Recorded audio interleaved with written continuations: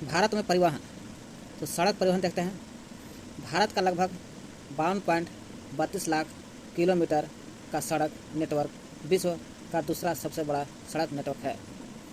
पूछा जाता है भारत का जो सड़क नेटवर्क है उसका एरिया कितना है, 52.32 लाख 52.32 लाख किलोमीटर का लंबा नेटवर्क है। ये जो सड़क है भारत का पूरे विश्व का दूसरा सबसे बड़ा नेटवर्क माना जाता है, दूसरा सबसे बड़ा नेटवर्क माना जाता है विश्व में। दूसरा प्रथम अमेरिका का था, जिसमें राष्ट्रीय राजमार्ग एवं अन्य सड़कें शामिल है। राष्ट्रीय राजमार्ग और राज्य राजमार्ग अन्य सड़कें शामिल है। सड़कों की संख्या टोटल 6 होता है। एनसीईआरटी बुक में देख लीजिएगा 6, चैप्टर नंबर लास्ट 11 नहीं, छठा चैप्टर 7 चैप्टर ऐसा ही है। चलिए हम लोग राष्ट्रीय राजमार्ग देखते हैं। इसका प्रबंधन एवं रख रखाव की जिम्मेदारी भारत के सरकार द्वारा निभाई जाती है। पूछा था भारत के सरकार द्वारा निभाई जाती है।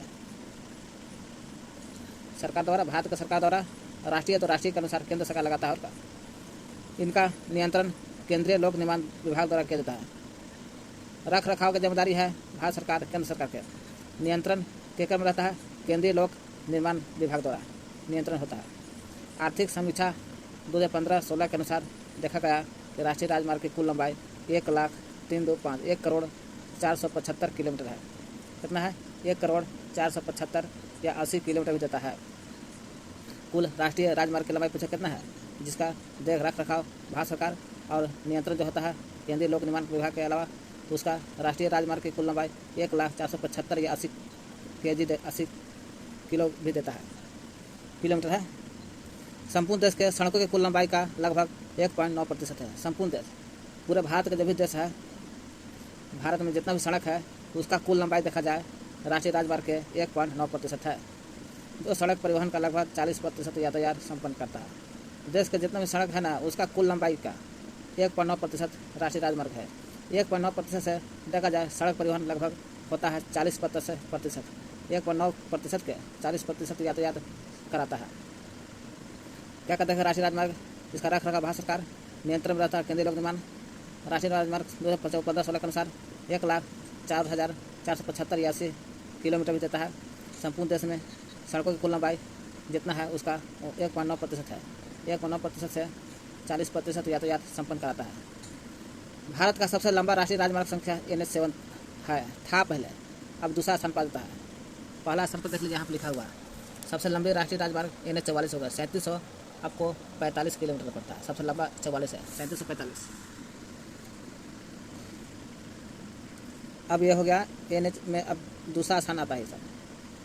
पहला देख दूसरा हो गया, पहला हो गया NH44 है जो 3745 किलोमीटर पड़ता है।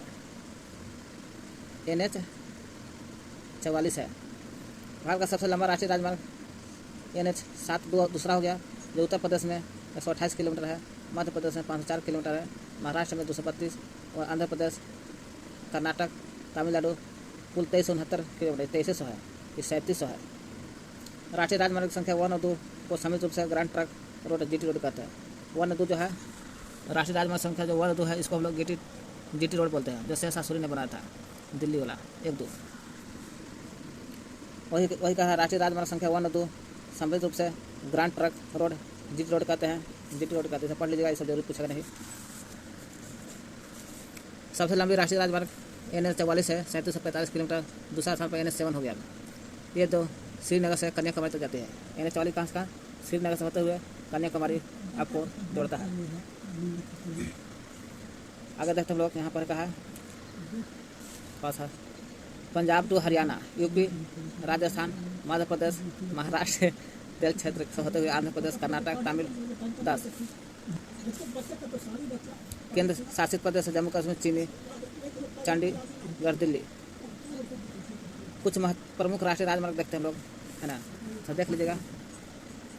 1 और 2 GT रोड बोलते हैं, GT रोड। दीपा 1 हो गया, दीपा 1226। सबसे लंबा कौन हो जाएगा जी, 2 हो जाए 2369, यानी 2369, 44 आ जाता है इसमें। 1 हो गया दिल्ली पाकिस्तान, 2 हो गया दिल्ली कोलकाता, देख लीजिएगा। आगरा मुंबई, मुंबई चेन्नई, कोलकाता मुंबई, वाराणसी कन्याकुमारी, दिल्ली जयपुर मुंबई। राष्ट्रीय राजमार्ग संख्या 1 की है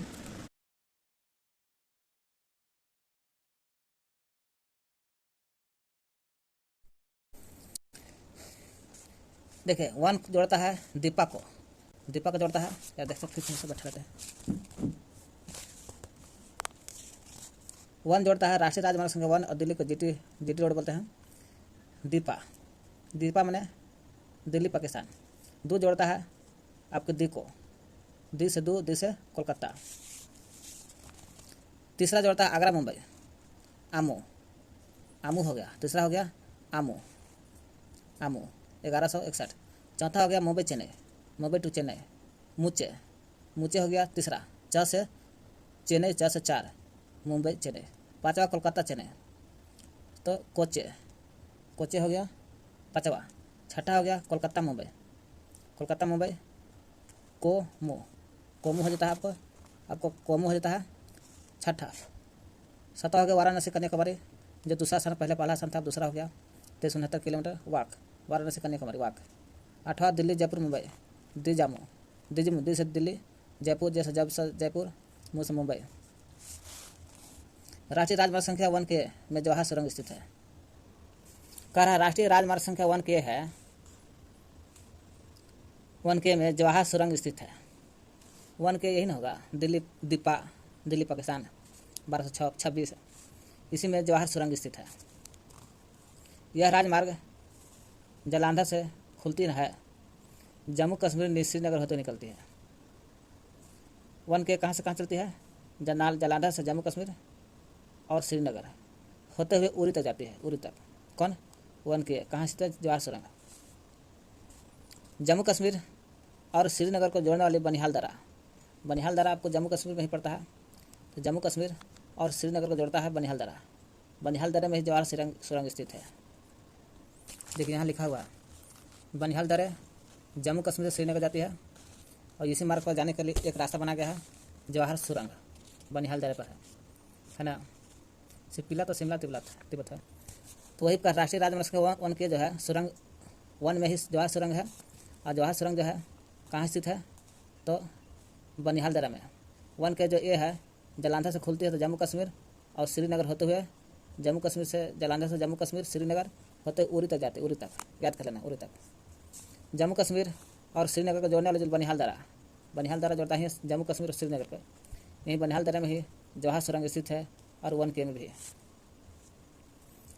भारत का सबसे छोटा राष्ट्रीय राजमार्ग संख्या पूछेगा, राष्ट्रीय राजमार्ग 1 के में कौन सा सुरंग स्थित है? जवाहर सुरंग। किसको जोड़ता है? जालंधर से जम्मू कश्मीर श्रीनगर उरी तक। बनिहाल दर्रा किसको जोड़ता है? श्रीनगर को जोड़ता है जम्मू कश्मीर से, और इसी में कहा है जवाहर सुरंग है बनिहाल दर्रा में। भारत का सबसे छोटा राष्ट्रीय राजमार्ग संख्या 47 के है, मात्र 6 किलोमीटर तो है जी। वो भी क्या, जो 6 किलोमीटर है केरल के वेमनाड झील में स्थित वेलिंगटन द्वीप पर है। वेमनाड झील है 47 के जो है ना छोटा राष्ट्रीय राजमार्ग। केरल में जाओगे तो वेमनाड झील मिलेगा, ओकरे में एक द्वीप है, वेमनाड झील में एक वेलिंगटन द्वीप पर है, राष्ट्रीय राजमार्ग 15 राजस्थान के मरसल से होकर गुजरती है। 15 जो है राजस्थान के मरुस्थल से होते हुए निकलती है। कौन? 15 राष्ट्रीय राजमार्ग 15 से कहाँ से गुजरती है? मरुस्थल से। किसका? राजस्थान के मरुस्थल से होते हुए निकल जाती है। सोनी चतुर्भुज योजना के अंतर्गत 5846 किलोमीटर लंबे राष्ट्रीय राजमार्ग द्वारा 4 महानगरों द्वारा दिल्ली, मुंबई, चेन्नई को जोड़ता है। दिल्ली, मुंबई, चेको, चेन्नई, कोलकाता है ना। कितना जोड़ती है? 5846 किलोमीटर। हम NCERT बुक में पढ़े 25 दिसंबर 1999 से शुरू हुआ था। कौन? सोनी चतुर्भुज योजना 5846 किलोमीटर है।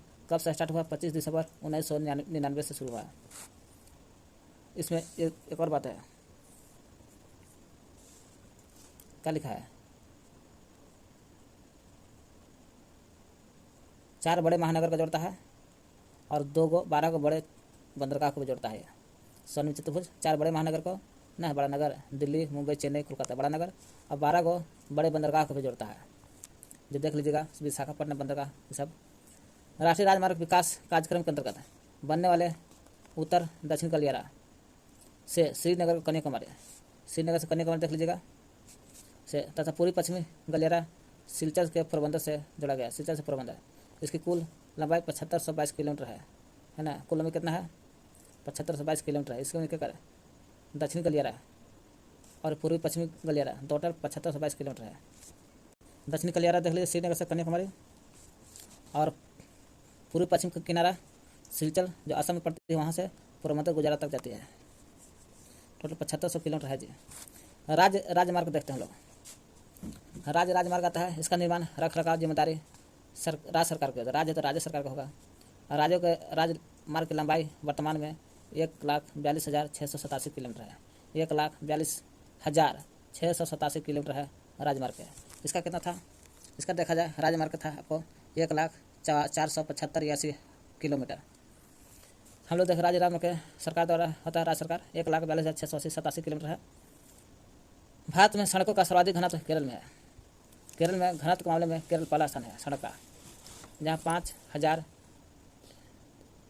5,26,269 किलोमीटर है और प्रति 1,000 वर्ग किलोमीटर क्षेत्रफल है। सबसे अधिक घनत्व केरल में, सबसे कम घनत्व जम्मू कश्मीर में, क्यों यहाँ बर्फ ज़्यादा है तो घनत्व कम रहता है। केंद्र शासित प्रदेशों में सर्वाधिक सड़क घनत्व दिल्ली का है। अच्छा तो केरल का है राज्य में, केंद्र शासित प्रदेश में पूछेगा तो दिल्ली का सबसे ज़्यादा है 19,931.89 किलोमीटर प्रति 1,000 वर्ग किलोमीटर क्षेत्रफल का। सबसे कम घनत्व दिल्ली का है। दूसरा स्थान पर चंडीगढ़ है। ऐसे केरल का घनत्व सबसे ज़्यादा है, उसके बाद सड़क का घनत्व सबसे ज़्यादा दिल्ली का है, दूसरे स्थान पर चंडीगढ़ का आता है। चंडीगढ़ का घनत्व में दूसरा है। केंद्र शासित प्रदेश पूछेगा तब दिल्ली और चंडीगढ़ होता है। सड़क निर्माण क्षेत्र में निजी भागीदारी को बढ़ा देने के लिए सरकार ने बनाओ और चलाओ हस्तांतरित करे की नीति अपनाई है कि भाई निजी भागीदारी को बढ़ा पाओ और उसके लिए बनाओ चलाओ हस्तांतरित करने की नीति। सड़क निर्माण क्षेत्र में निजी भागीदारी का है। निजी भागीदारी को बढ़ा देने के लिए सरकार ने क्या चलाया है, बनाओ चलाओ हस्तांतरित करो BOT नीति अपनाई है। माल परिवहन का लगभग 65% और यात्री परिवहन का 80% सड़क से होता है। 65% लगभग माल परिवहन होता है 65%, यात्री परिवहन तो पूरा 80% आपको सड़क से ही होता है जी। कौन लगा के जाएगा भाड़ा से। माल में 65, परिवहन में, यात्री परिवहन में 80। प्रधानमंत्री ग्राम सड़क योजना के अंतर्गत 2000 से शुरू होता है, 2000 में स्टार्ट हुआ है ना, दिसंबर 2000 में शुरू है प्रधानमंत्री ग्राम सड़क योजना के अंतर्गत 500 की आबादी जहाँ होगा, आबादी वाले सभी गाँव को 12मासी सड़कों से जोड़ना है। 12मासी सड़क मतलब पक्की सड़क को बोला जाता है। जहाँ 500 की आबादी होगा, सभी गाँव को 12मासी सड़कों से जोड़ना है। ये तो है प्रधानमंत्री ग्राम सड़क योजना की शुरुआत 2000 शुरू में हुआ था। सभी गाँव को 12मासी सड़कों जोड़ना है। हो गया विश्व का सबसे ऊंचा सड़क मार्ग लेह श्रीनगर मार्ग है। सबसे ऊंचा मार्ग इसी है, इससे कोई मार्ग बड़का मार्ग नहीं है। ऐसे ऊंचा दरा पूछेगा तो काराकोरम दरा है, ऊंची चोटी पूछेगा तो K2 है।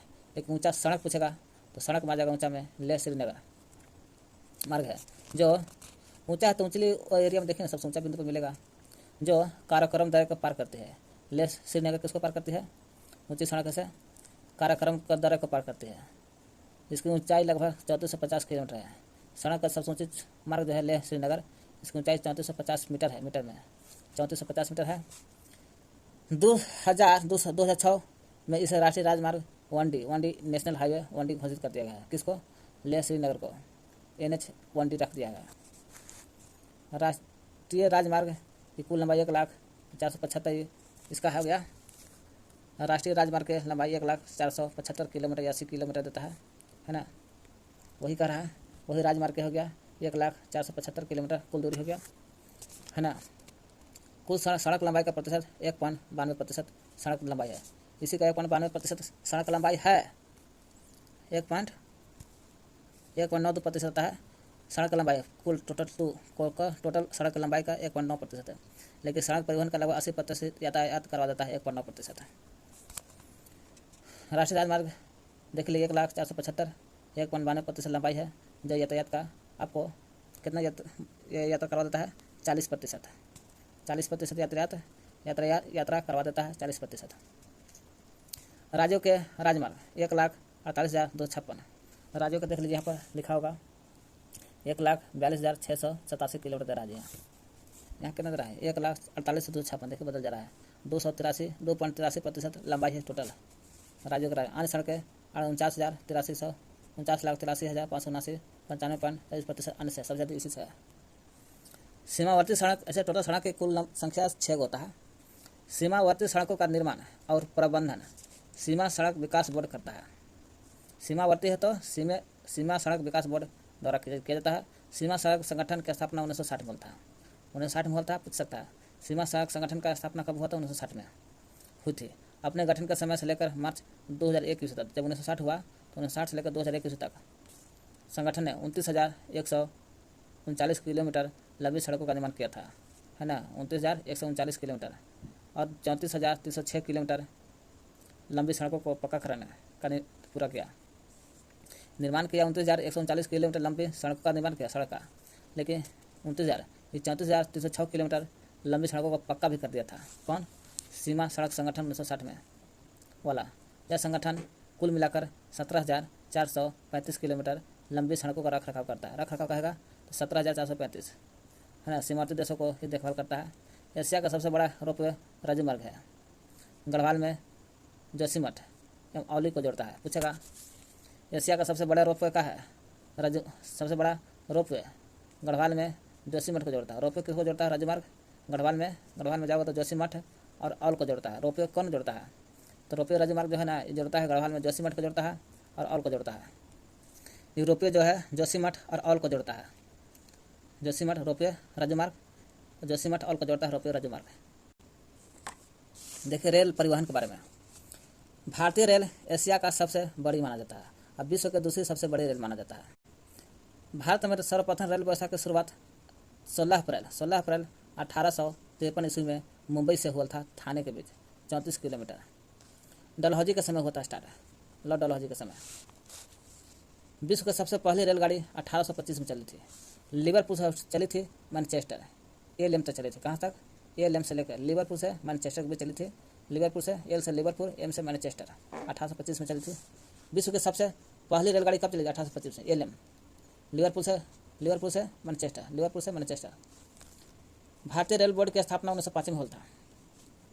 जब विश्व की सबसे पहली रेलगाड़ी 1825 में चली थी लिवरपूल से मैनचेस्टर, एल, लेकिन उस समय भारतीय रेल बोर्ड की स्थापना 100 वर्ष बाद हो गया था, 1905 में। रेल वित्त को वर्ष 1924-25 के बाद एटवर्थ कमेटी के सिफारिश पर सामान्य राजस्व से अलग कर दिया गया। 1924-25 का हुआ ना रेल वित्त को क्या किया? वर्ष 1924-25 में। इसी के बाद एटवर्थ कमेटी के सिफारिश पर, किसके सिफारिश पर? एटवर्थ कमेटी बैठा, इस बोला 1924-25 के बारे में कि हम लोग रेलवे वित्त आयोग को सामान्य राजस्व से अलग कर दिया जाए। इस प्रकार सामान्य राजस्व से अलग हुआ तो भारतीय रेल का राष्ट्रीयकरण 1950 में हुआ था। पूछ सकता है भारतीय रेल का राष्ट्रीयकरण 1950 में हुआ, कैसे हुआ? तो स्थापना में बोर्ड का स्थापना 1905 में हुआ। 1924-25 में एटवर्थ कमेटी के अनुसार सामान्य राजस्व से रेलवे को अलग कर दिया और 25 के बाद राष्ट्रीयकरण कर दिया गया था 1950 में। सिफारिश पर किया भारतीय रेल प्रशासन तथा प्रबंधन की जिम्मेवारी रेल बोर्ड पर है। कोई भी भारतीय रेल का प्रशासन और प्रबंध की जिम्मेवारी किस पर होता है? प्रशासन और प्रबंध की जिम्मेवारी रेल बोर्ड पर आधारित है। रेलवे को 17 मंडल में, टोटल अभी 18 हो गया है, कहीं एनसीईआरटी में तो 16 दिया है। 16, 17, 18 जब भी देगा 17 मंडल में, 18 मंडल में, जो पहले 9 मंडल था अब 18 मंडल में बढ़ गया, 9 दूनी 18 हो गया। मंडल का प्रधान महाप्रबंधक कहलाता है। क्या कर देखें एक बार फिर यहाँ से। विश्व की सबसे पहली रेलगाड़ी 1825 में एल चली थी, लिवरपूल से मैनचेस्टर। भारतीय रेल बोर्ड का स्थापना 1905 में हुआ था। 1924-25 में वित्त रेल को सामान्य राजस्व से अलग कर दिया गया। 1950 में राष्ट्रीयकरण हुआ भारत के रेल का। 17 मंडल 18 मंडल बटा हुआ, पहले 9 मंडल था। मंडल का प्रधान महाप्रबंधक कहलाता है। ये बहुत अच्छा याद रहे। उत्तर रेलवे का नई दिल्ली 1952। दक्षिण रेलवे का चेन्नई, दक्षिण है तो चेन्नई में जाओ। मध्य है तो बीच में मुंबई CST, मध्य रेलवे का मुंबई CST। पूर्व रेलवे का कोलकाता, पूर्व में जाओ तो कोलकाता मिलेगा। उत्तर में जाओ और पूर्वी सीमांत मालेगांव, उत्तर मध्य रेलवे का इलाहाबाद, 2003 में इलाहाबाद वाला। उत्तर में भी जाओ तो मध्य में जाओ, केवल उत्तर में जाओगे तो नई दिल्ली, लेकिन उत्तर में मध्य में जाओगे तो इलाहाबाद मिल जाएगा। दक्षिण पश्चिमी रेलवे का हुबली, दक्षिण में भी जाओ और पश्चिम में भी जाओ तो हुबली मिलेगा। पूर्वी तट रेलवे का मुख्यालय भुवनेश्वर। पश्चिम रेलवे का चर्चगेट मुंबई। पूर्व रेलवे का कोलकाता, पूर्व में जाओगे तो कोलकाता मिलेगा। और इधर भी पूर्व भी लिखा जाए, दक्षिण पूर्व में जाओ तो कोलकाता, दक्षिण में भी और पूर्व में भी कोलकाता। केवल पूर्व भी जाओगे तो कोलकाता। दक्षिण मध्य रेलवे का जाओगे तो सिकंदराबाद। यही अगर उत्तर मध्य रेलवे जाओगे तो सीधा सीधा इलाहाबाद। और दक्षिण मध्य रेलवे जाओगे तो सिकंदराबाद। पूर्वोत्तर गोरखपुर, गोरखपुर। पूर्व मध्य रेलवे के हाजीपुर। पश्चिम मध्य रेलवे के जबलपुर। पश्चिम रेल मध्य रेलवे रहेगा जबलपुर और पूर्व मध्य रहेगा तो हाजीपुर। उत्तर में भी जाओ और पश्चिम में भी जाओ, 2002 में जयपुर। दक्षिण में भी जाओ और पूर्व मध्य रेलवे जाओ, बिलासपुर। दक्षिण पूर्व मध्य रेलवे, दक्षिण में और पूर्व में बिलासपुर। यहाँ दक्षिण पूर्व रेलवे कोलकाता है, यहाँ दक्षिण पूर्व मध्य भी लगा है तो बिलासपुर। कोलकाता मेट्रो रेल कोलकाता,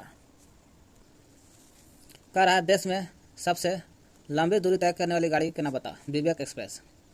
विवेक एक्सप्रेस ऐसा गाड़ी है जो भारत में सबसे लंबी दूरी तय करती है। नाम है विवेक एक्सप्रेस, तो विवेक के अनुसार दूरी तय कर लेती है। नवंबर 2011 से स्टार्ट हुआ है। ये डिब्रूगढ़ असम से खुलती है, कन्याकुमारी तक जाती है, तमिलनाडु। कहाँ से कहाँ? डिब्रूगढ़ से कन्याकुमारी जाती है विवेक एक्सप्रेस। इस दौरान 4286 किलोमीटर दूरी तय करता है। पूछ सकता है विवेक एक्सप्रेस 4246 किलोमीटर दूरी तय करता है डिब्रूगढ़ से कन्याकुमारी। इससे पहले था पूर्व हिमसागर एक्सप्रेस था, जो जमुई से कन्याकुमारी जाते थे, है ना। उसकी था 2726 किलोमीटर हिमसागर एक्सप्रेस के। सबसे 3726 किलोमीटर है। सबसे लंबी तय करने वाली रेलगाड़ी थी पहले हिमसागर एक्सप्रेस। अब हो गया विवेक एक्सप्रेस 2011 से 4286 किलोमीटर। नई दिल्ली के हजरत निजामुद्दीन और आगरा के कैंट स्टेशन के बीच 5 अप्रैल 2016 ईस्वी से चलाई गई गतिमान एक्सप्रेस देश में सर्वाधिक गति से चलने वाली रेलगाड़ी है। अच्छा ठीक है, दूरी तय करने वाली सबसे लंबी गाड़ी तो मिल गया विवेक एक्सप्रेस, दूसरा हिमसागर। लेकिन सबसे तेज गति से चलने वाला नाम है गति, तो गतिमान में चलेगा एक्सप्रेस। कब? 5 अप्रैल 2016 से गति चलने वाली रेलगाड़ी। यह 2 स्टेशनों के बीच की दूरी जो है 100 मीटर में तय कर लेता है। हाँ, नई दिल्ली में जो हजरत है निजामुद्दीन स्टेशन, आगरा में कैंट, ये दोनों के बीच की दूरी 100 मीटर में दूरी तय कर लेती है।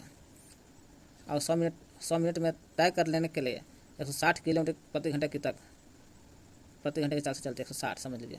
इस रेलगाड़ी में एयर होस्टेज की तर्ज पर रेल परिचालकों, ट्रेन होस्टेस की तैनाती सभी कोचों में की गई है। एयर होस्टेज का भी व्यवस्था है गतिमान एक्सप्रेस में। इसे सबसे पहले तेज रफ्तार से चलने वाली गाड़ी था दिल्ली भोपाल एक्सप्रेस। दिल्ली भोपाल एक्सप्रेस सबसे पहले चलती थी, अब हो गया गतिमान एक्सप्रेस 2016 से। विश्व का सबसे लंबा रेल मार्ग ट्रांस साइबेरियन रेल मार्ग है। विश्व का सबसे लंबा रेल मार्ग ट्रांस साइबेरियन रेल मार्ग है ना। ट्रांस साइबेरियन रेल मार्ग माना जाता है। हम लोग इधर एक और चीज़ देखें, हम लोग देखिए। हाँ, विश्व का सबसे पहली रेलगाड़ी चली थी 1825 में एलएम लिवरपूल से मैनचेस्टर के बीच। लेकिन हम लोग यहाँ वो नहीं देख रहे हैं, हम लोग देख रहे हैं विश्व का सबसे लंबा रेल मार्ग है ट्रांस साइबेरियन रेल मार्ग, टीएस का है। टीएस ट्रांस साइबेरियन रेल मार्ग है। ये जो है जोड़ती है लेनिनग्राड से व्लादिवोस्टोक तक जाती है, 9438 किलोमीटर लंबी तय करती है। पूछे ट्रांस साइबेरियन रेल मार्ग कितना किलोमीटर दूरी है? 9438। 2 स्टेशनों के बीच की दूरी लेनिनग्राड व्लादिवोस्टोक तक जाती है, लेनिनग्राड व्लादिवोस्टोक तक। भारतीय रेल व्यवस्था के अंतर्गत 31 मार्च 2015 ईस्वी तक कुल 66,030 किलोमीटर लंबा रेल मार्ग बिछा हुआ है। 66,000 समझिए कि 66,030 किलोमीटर लंबा रेल मार्ग बिछा हुआ। इसमें दोहरा पाइप वाले या दोहरे बहुपथ मैंने रास्ता वाला लंबाई की कुल लंबाई 20,633 किलोमीटर है। कुल का 31.25% पड़ता है। 66,030 का 31.25 करेगा तो 20,633 आ जाएगा। एवं विद्युतकृत रेल मार्ग की लंबाई 22,224 है। 22,224 33.66% के हिसाब में पड़ता है। बिजली से चलने वाली प्रथम गाड़ी डेक्कन क्वीन थी। पूछ सकता है डेक्कन क्वीन कैसी गाड़ी थी? तो डेक्कन क्वीन है आपको बिजली से चलने वाली प्रथम गाड़ी का नाम बताओ। तो डेक्कन क्वीन डबल क्वीन है, ये है भाई, तो बिजली से चलवे करेगी। जब मुंबई से पुणे के बीच चली थी, मुंबई टू पुणे डेक्कन क्वीन। पूछता बिजली से चलने वाली प्रथम गाड़ी का नाम बताओ। डेक्कन क्वीन कहाँ से कहाँ? मुंबई से पुणे के बीच। कोंकण रेलवे यह महाराष्ट्र के रोहा से मंगलौर तक चलती है।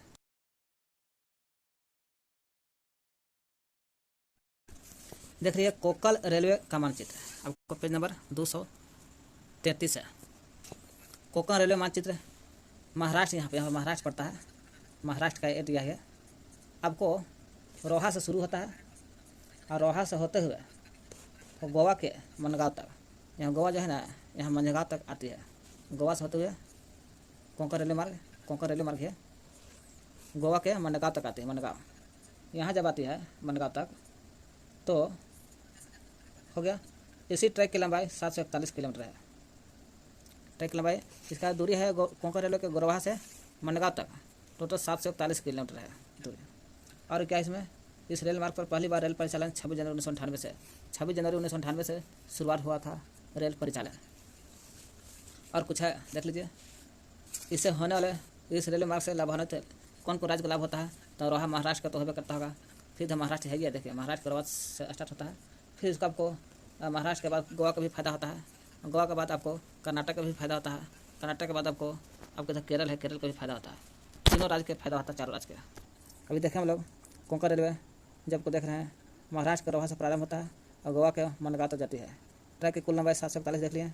पहली बार 26 जनवरी 1998 को चली थी। 741 किलोमीटर घन में है। रेल में लाभान्वित होने वाला राज्य महाराष्ट्र सबसे ऊपर ही है, जहाँ रोहा से स्टार्ट होती है। गोवा के मनगांव तक जाती है। कर्नाटक, केरल, कर्नाटक बीच में, तभी केरल सबसे नीचे भाग है।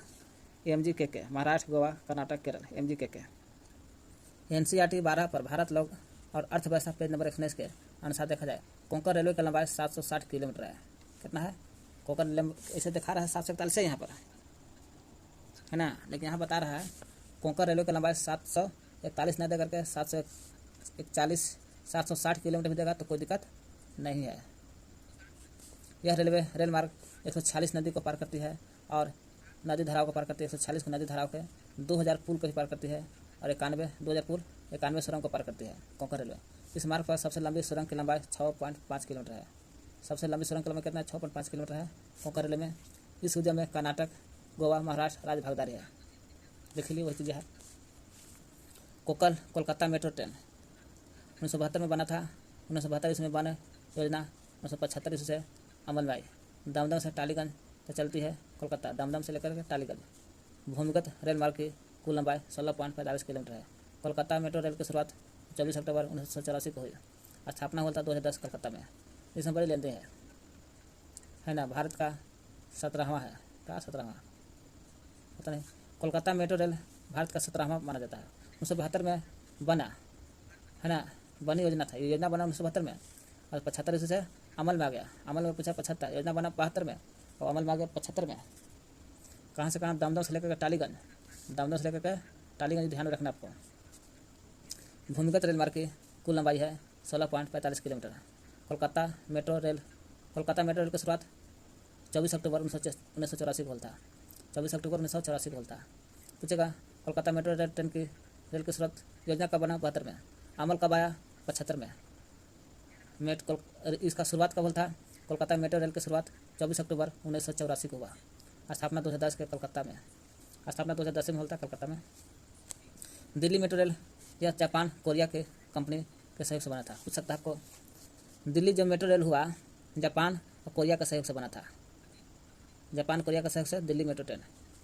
इसके अंतर्गत सबसे पहली रेल 25 दिसंबर 2002 ईस्वी को 30 हजारी से शाहदरा के बीच चली थी। पूछ सकता है 30 हजारी से शाहदरा के बीच 25 दिसंबर 2002 ईस्वी को चली थी, ध्यान में रखना होगा। पूछ सकता है आपसे दिल्ली मेट्रो ट्रेन 30 हजारी से शाहदरा के बीच चली गई थी कि पहली महिलाओं ऑपरेटर मिनी शर्मा थी। पूछेगा दिल्ली मेट्रो जो चली थी उसमें पहली महिला ऑपरेटर का नाम बता, तो कौन थी? मीनाक्षी शर्मा थी। मीनाक्षी शर्मा थी। क्या इसमें क्वेश्चन निकल रहा है? विश्व की दूसरी मेट्रो ट्रेन है दिल्ली, जो है विश्व का दूसरी मेट्रो ट्रेन मानी जाती है। पहला स्थान पर न्यूयॉर्क आता है, दूसरा स्थान पर दिल्ली वाला है। पूछ सकता दिल्ली मेट्रो ट्रेन किसका सहयोग से बना? तो जापान और कोरिया का सहयोग से बना। सबसे पहली बार रेलवे सेवा 25 दिसंबर 2002 ईस्वी को हुआ। कहाँ से कहाँ? 30 हजार से शाहदरा के बीच। 17 सितंबर भी देता है। पहली महिला ऑपरेटर का नाम बताओ जो मेट्रो ट्रेन के है दिल्ली वाला? मीनाक्षी शर्मा थी। मीनाक्षी शर्मा है। विश्व की दूसरी मेट्रो ट्रेन माना जाता है बड़ी। पहला स्थान पर न्यूयॉर्क है और दूसरा स्थान पर दिल्ली का है। बेंगलुरु मेट्रो ट्रेन, इसकी शुरुआत 20 अक्टूबर 2011 ईस्वी को इसी से नेफ्रा मेट्रो के नाम से शुरू हुई थी। जिसके ढांचागत सुविधाओं का विकास जापान का सहयोग से। जो ढांचा जब बना था बेंगलुरु वाला, तो ढांचा जब बना था जापान का सहयोग से बना था, याद कर लेना है। इसमें से क्या क्वेश्चन निकलेगा? तो बताइए बेंगलुरु मेट्रो ट्रेन की शुरुआत 20 अक्टूबर 2011 ईस्वी को हुआ। किस नाम से हुआ? नामा या नेफ्रा के नाम से हुआ। नामा मेट्रो के नाम से होता है। नामा मेट्रो के नाम से था। दिल्ली बेंगलुरु ट्रेन की शुरू हुई थी 2011 ईस्वी में। ढांचा किसके अनुसार बना था? जापान का सहयोग से। नामा मेट्रो बेंगलुरु मेट्रो को कहते हैं। इसका जो ढांचा जो बना था जापान के सहयोग से। मुंबई मेट्रो रेल, इसका देखा जाए तो मुंबई मेट्रो रेल की शुरुआत 8 जून 2014 ईस्वी को हुआ, है ना। 2014 ईस्वी को हुआ।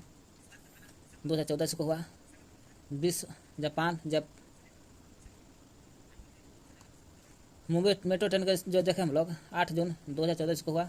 मोनो रेल के नाम से जानते हैं, पूछ सकता है। मोनो रेल के नाम से मुंबई मेट्रो ट्रेन और नेमा के नाम से मेट्रो बेंगलुरु मेट्रो। जयपुर और चेन्नई में भी मेट्रो रेल की सुविधा शुरू हो गई है। जयपुर और चेन्नई जाओगे वहाँ पर भी मेट्रो रेल ट्रेन की सुविधा व्यवस्था हो गई है, अभी पूर्ण रूप से हुआ नहीं है। विश्व की पहली मेट्रो रेल लंदन में चली गई थी। पूछा जाता है विश्व का सबसे पहला मेट्रो ट्रेन कहाँ चली थी, तो लंदन में चली थी, लंदन में चली थी, लंदन में चली थी। जो आपको इसकी शुरुआत मतलब लंदन वाला जो ट्रेन का शुरुआत 10 मई 1963 को होता है, 10 मई 1963 में। यह विश्व की दूसरी सबसे लंबी मेट्रो ट्रेन है। विश्व में पहली मेट्रो ट्रेन चला था आपको 1963 में लंदन में। लंदन वाला जो है 63 सबसे पहली बार चले थे, लेकिन विश्व में सबसे दूसरा स्थान पाता है लंबाई में।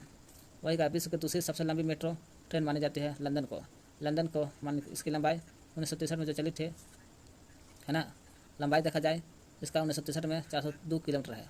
तो चीन के शंघाई मेट्रो विश्व का सबसे लंबी मेट्रो ट्रेन माने जाते हैं, इसका 434 है, 432 है। लंदन वाला का 1963 में 402, शंघाई मेट्रो चीन वाला में है, चीन का शंघाई वाला मेट्रो जो 434 किलोमीटर सबसे लंबी मेट्रो ट्रेन मानी जाती है, शंघाई मेट्रो ट्रेन। नेक्स्ट देखा जाए आप लोग का क्या किया जाए, मार दिया जाए या छोड़ दिया जाए। रेल इंजन निर्माण करने कारखाने चितरंजन में बनता है, जो पश्चिमी बंगाल में पड़ता है। रेल के इंजन अभी वहाँ विद्युत इंजन बन रहा है। वाराणसी में भी बनता है रेल इंजन है ना, लेकिन डीजल इंजन बनता है वाराणसी। भोपाल में भी बनता है, निश्चित है। पूछा रेल इंजन निर्माण कारखाने कहाँ, चितरंजन, वाराणसी, भोपाल। यानी भोचिवा, भो से भोपाल, चो से भोपा, ची से चितरंजन, वा से वाराणसी, भोचिवा। रेल के इंजन। सवारी डिब्बे का निर्माण पेराम्बूर चेन्नई के निकट वहाँ बनता है सवारी डिब्बे है ना। कपूरथला में बनता है, कोलकाता में बनता है, बेंगलुरु में बनता है। पैंक कोबे में आपको देखा जाए सवारी डिब्बा बनता है। पै से हो गया आपको पेराम्बूर हो गया चेन्नई के निकट, क से हो गया आपको कोलकाता हो गया या कपूरथला कोलकाता दोनों हो गया, अब व से हो गया बेंगलुरु में। यहाँ पर को सवारी डिब्बे बनता है। रेल इंजन बनाने का नया कारखाना मधेपुरा में भी खुल रहा है है ना। इलेक्ट्रिकल इंजन बन रहा है वहाँ पर, जो मधेपुरा में जो है खुल रहा है इलेक्ट्रिकल इंजन। कौन सा इंजन, इलेक्ट्रिकल इंजन बन रहा है आपको मधेपुरा में। मढ़ौरा डीजल इंजन बिहार में स्थापित किया गया। पूछ सकता है मढ़ौरा डीजल इंजन कहाँ है, बिहार में। पहिए बनाने की कारखाना कहाँ है, ट्रेन का जब पहिया का चक्का बनता है छपरा बिहार में पड़ता है, छपरा में Bihar. Rail coach factory Raebareli में रेल कोच फैक्ट्री का तैयारी किया जा रहा है, उत्तर प्रदेश में है।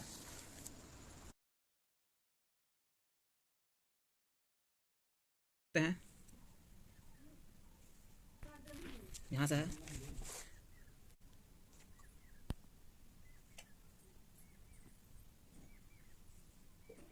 पढ़ लीजिएगा, ये उतना जरूरी नहीं है। हम लोग वायु परिवहन के देखते हैं, तो वायु परिवहन के बारे में हम लोग नहीं पढ़े थे, पीछे पढ़ लेते हैं। हाँ, तो भारत में वायु परिवहन की शुरुआत कब होता है, 1911 ईस्वी में। देखिए भारत में रेल व्यवस्था की शुरुआत हुआ था 16 अप्रैल 1853 में 34 किलोमीटर मुंबई से थाने के बीच। पहली बार विश्व की सबसे पहली रेल चली थी 1825 में। 25 का मतलब का भारत में स्टार्ट 53 में हुआ और 25 में पहले ही स्टार्ट हो गया था, लियोपुर से मैन्चेस्टर के बीच। बोर्ड का है 1905 में स्थापना। तो ही कह रहा है अब कि हम वायु परिवहन रेल पर देखें। भारत में वायु परिवहन की शुरुआत 1911 ईस्वी में हुआ। पूछेगा यहाँ सवाल, बताओ भारत में वायु परिवहन की शुरुआत कब होता है, 1911 ईस्वी में। जब इलाहाबाद के नैनी के बीच चली थी, इलाहाबाद से नैनी के बीच विश्व के प्रथम विमान लड़ाकू सेवा का परिवहन किया गया था। 1911 में काम खासियत है ना, इलाहाबाद से नैनी के बीच विश्व की सर्वप्रथम विमान डाक सेवा चली थी जी, डाक सेवा का परिवहन किया गया था 1911 में। इस चलते वायु परिवहन की शुरुआत 1911 में होता है, ताकि डाक परिवहन हो सके। डाक सेवा शताब्दी वर्ष देखा जाए 2010 एसी है, ईस्वी में शताब्दी वर्ष माना जाए 2010 एसी है। 1933 ईस्वी में इंडियन नेशनल एयरवेज कंपनी की स्थापना हुई। पूछा जाता है इंडियन नेशनल एयरवेज कंपनी का स्थापना कब हुआ, 1933 में। इंडियन नेशनल एयरवेज कंपनी की स्थापना कब हुआ, तो इंडियन नेशनल एयरवेज कंपनी का स्थापना 1933 में हुआ। 1953 ईस्वी में तथा सभी वैमानिक कंपनियों को राष्ट्रीयकरण करके उन्हें 2 नवनिर्मित निगमों अधीन रखा गया। 1933 में क्या हुआ ना, इंडियन नेशनल एयरवेज कंपनी का स्थापना हो गया। और 33 के बाद 20 वर्ष बाद होता है 1953 ईस्वी में सभी वैमानिक कंपनी। 1953 में क्या हुआ ना कि सभी वैमानिक कंपनी को क्या किया, राष्ट्रीयकरण कर दिया। और कर के राष्ट्रीयकरण 53 में 2 नवनिर्मित निगमों की अधीन रखा गया। दो वो नवनिर्मित निगम बना देगा, है ना। चाहे वो इंडियन नेशनल एवरेज उसको भी इसमें मिला दिया, है ना। दो नवनिर्मित निगम के अधीन रख रहा है। दो नवनिर्मित जो निगम है, पहला भारतीय विमान निगम, भारतीय विमान निगम, दूसरा एयर इंडिया, इसी को दो बना देगा 1953 में। तो भारतीय विमान निगम, पहला देखते हैं भारतीय विमान निगम के बारे में, विमान निगम। तो भारतीय विमान निगम, भारतीय विमान निगम इंडियन एयरलाइंस देश के आंतरिक भागों के अतिरिक्त समीपवर्ती देश का संचालन करता है। समीपवर्ती देश कहने का मतलब देश के अंदर को और नजदीक जो भी देश लगा है उसका देख पहुंचाता है भारतीय विमान निगम। जैसे नेपाल हो गया, पाकिस्तान हो गया, श्रीलंका हो गया, बांग्लादेश हो गया, मालदीव हो गया, म्यांमार हो गया, अफगानिस्तान हो, इसी को नदी को सटा हुआ देश उसी को सेवा देता है। एयर इंडिया विदेश के लिए सेवा देता है, जो एयर इंडिया है वो विदेशों के लिए है।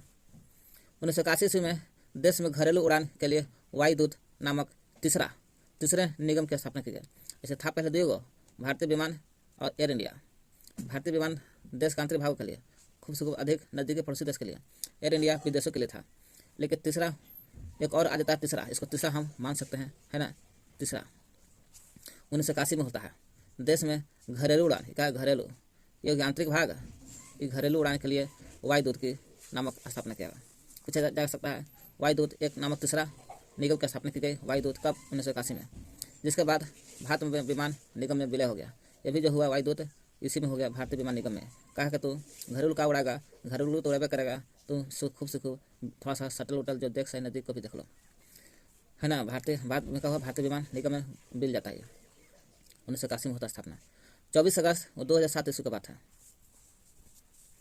24 अगस्त 2007 ईस्वी को सार्वजनिक क्षेत्र की विमान कंपनियां एयर इंडिया में एवं भारतीय विमान निगम इंडियन एयरलाइंस का विलय हो जाता है। 24 अगस्त 2007 आते तक का होता है, सार्वजनिक क्षेत्र के जितना विमान कंपनियां हैं सभी एयर इंडिया में एवं भारतीय विमान निगम इंडियन एयरलाइंस का विलय हो जाता है।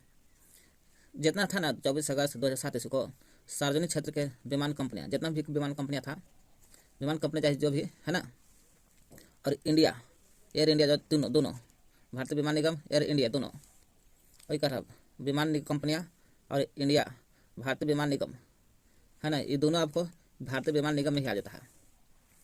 भारतीय विमान निगम इंडियन एयरलाइंस का विलय हो जाता है, इसका नाम दे दिया जाता है इंडियन एयरलाइंस।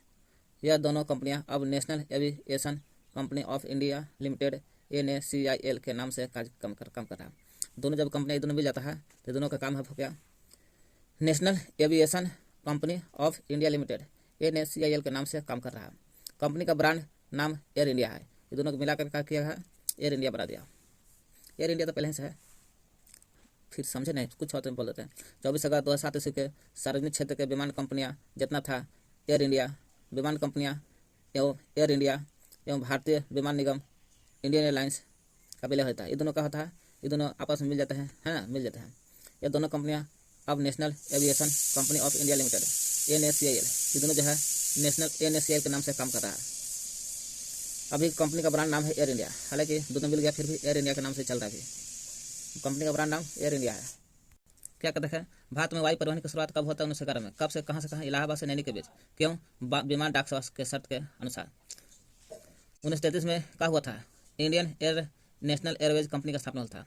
तो क्या हुआ, इंडियन नेशनल एयरवेज की कंपनी का 1933 में स्थापना होता, फिर क्या हुआ, 53 में मिला दिया जाता। किसमें, वैमानिक कंपनियों का राष्ट्रीयकरण करके मिला दिया जाता है।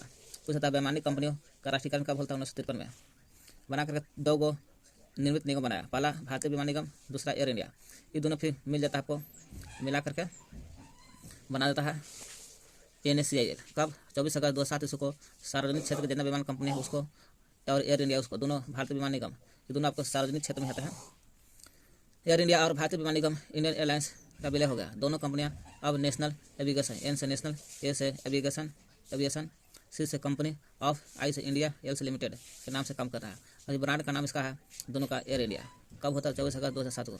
1981 में कौन आता है, तीसरा घरेलू उड़ान जो वायुदूत के नाम से जानते हैं, इसका भी आपको भारतीय विमान निगम में ही मिला देता है। भारतीय विमानपत्तनम प्राधिकरण का गठन 1 अप्रैल 1995 को होता है। ये हुआ है भारतीय विमानपत्तनम है। प्राधिकरण का गठन कब होता है, 1 अप्रैल 1995 को। प्राधिकरण देश में, प्राधिकरण जो भी है स्थापना हुआ था भारतीय विमान प्राधिकरण का जब भी स्थापना होता है 1 अप्रैल मूर्ख दिवस के दिन 1995 को। तो भारत प्राधिकरण देश में अंतर्राष्ट्रीय हवाई अड्डे, घरेलू हवाई अड्डे, नागरिक विमान टर्मिनल का प्रबंध कराता है। प्राधिकरण देश में अंतर्राष्ट्रीय हवाई अड्डे, घरेलू हवाई अड्डे और नागरिक विमान टर्मिनल का प्रबंध कराता है। कौन? भारतीय विमान प्राधिकरण का गठन 1 अप्रैल 1995 को। ये क्या था? भारत में वायु परिवहन है, वो विमानपत्तनम है, बंदरगाह था वो। ये वायु परिवहन की शुरुआत 1911 में इलाहाबाद नदी के बीच विमान डाक सेवा के लिए हुआ था। ये भारतीय विमानपत्तनम मैंने बंदरगाह 1 अप्रैल 1995 को। देख लीजिएगा इस ऑप्शन।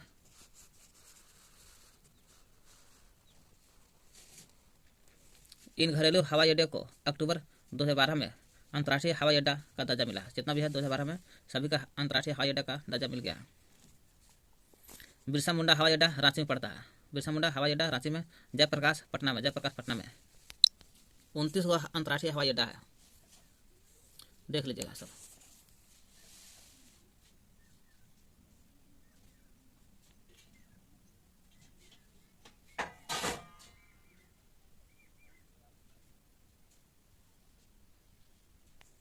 हम लोग जल परिवहन देखते हैं। जल परिवहन, केंद्रीय अंतर्देशीय जलमार्ग प्राधिकरण का स्थापना कब हुआ? 1987 में।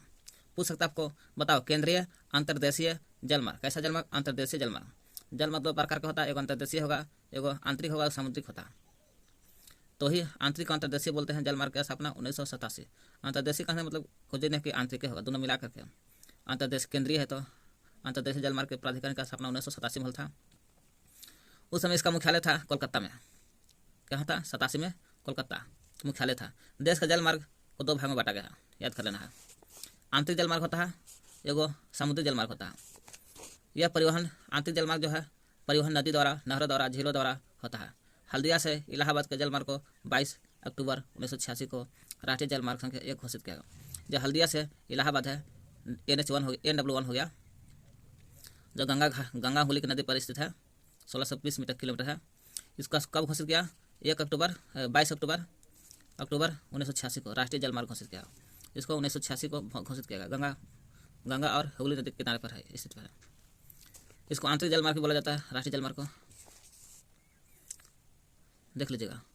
समुद्री जलमार्ग इस दृष्टि से भारत का संपूर्ण प्रायद्वीपीय तटीय भाग जो है ना, जितना भी इस एरिया है, यहीं पर आपको समुद्री जलमार्ग कराता है ना। ये है प्रायद्वीपीय भारत। तो भाई प्रायद्वीपीय भारत इधर नहीं पड़ेगा। तटीय भागों का काफ़ी महत्वपूर्ण भूमिका निभाता है। समुद्री है तो समुद्र की ओर रहेगा। देश के मुख्य भूमि के 5600 किलोमीटर, कितना है? 7516 देता है जी। हाँ 5600 दिया, 7516 लिख देना, ठीक ना। 16.5 किलोमीटर की भूमि पर लंबी तटरेखा, 13 का बड़े बंदरगाह, 150 छोटे बंदरगाह है। लेकिन अब हो गया 12 का बड़ा है और 200 हो गया बड़े बंदरगाह। छोटा बंदरगाह 200 है और छोटे और मंझले बंदरगाह आता है। देखिए लिखल है 1986 में जो हुआ था ना, 22 अक्टूबर 1986 को NWN है ना, इलाहाबाद से हल्दिया या हल्दिया से इलाहाबाद, गंगा हुगली की नदी पर 1620 किलोमीटर है इसका दूरी। देखिए यहाँ पर राष्ट्रीय राजमार्ग संख्या 1 है, 1620 ईस्वी में होता।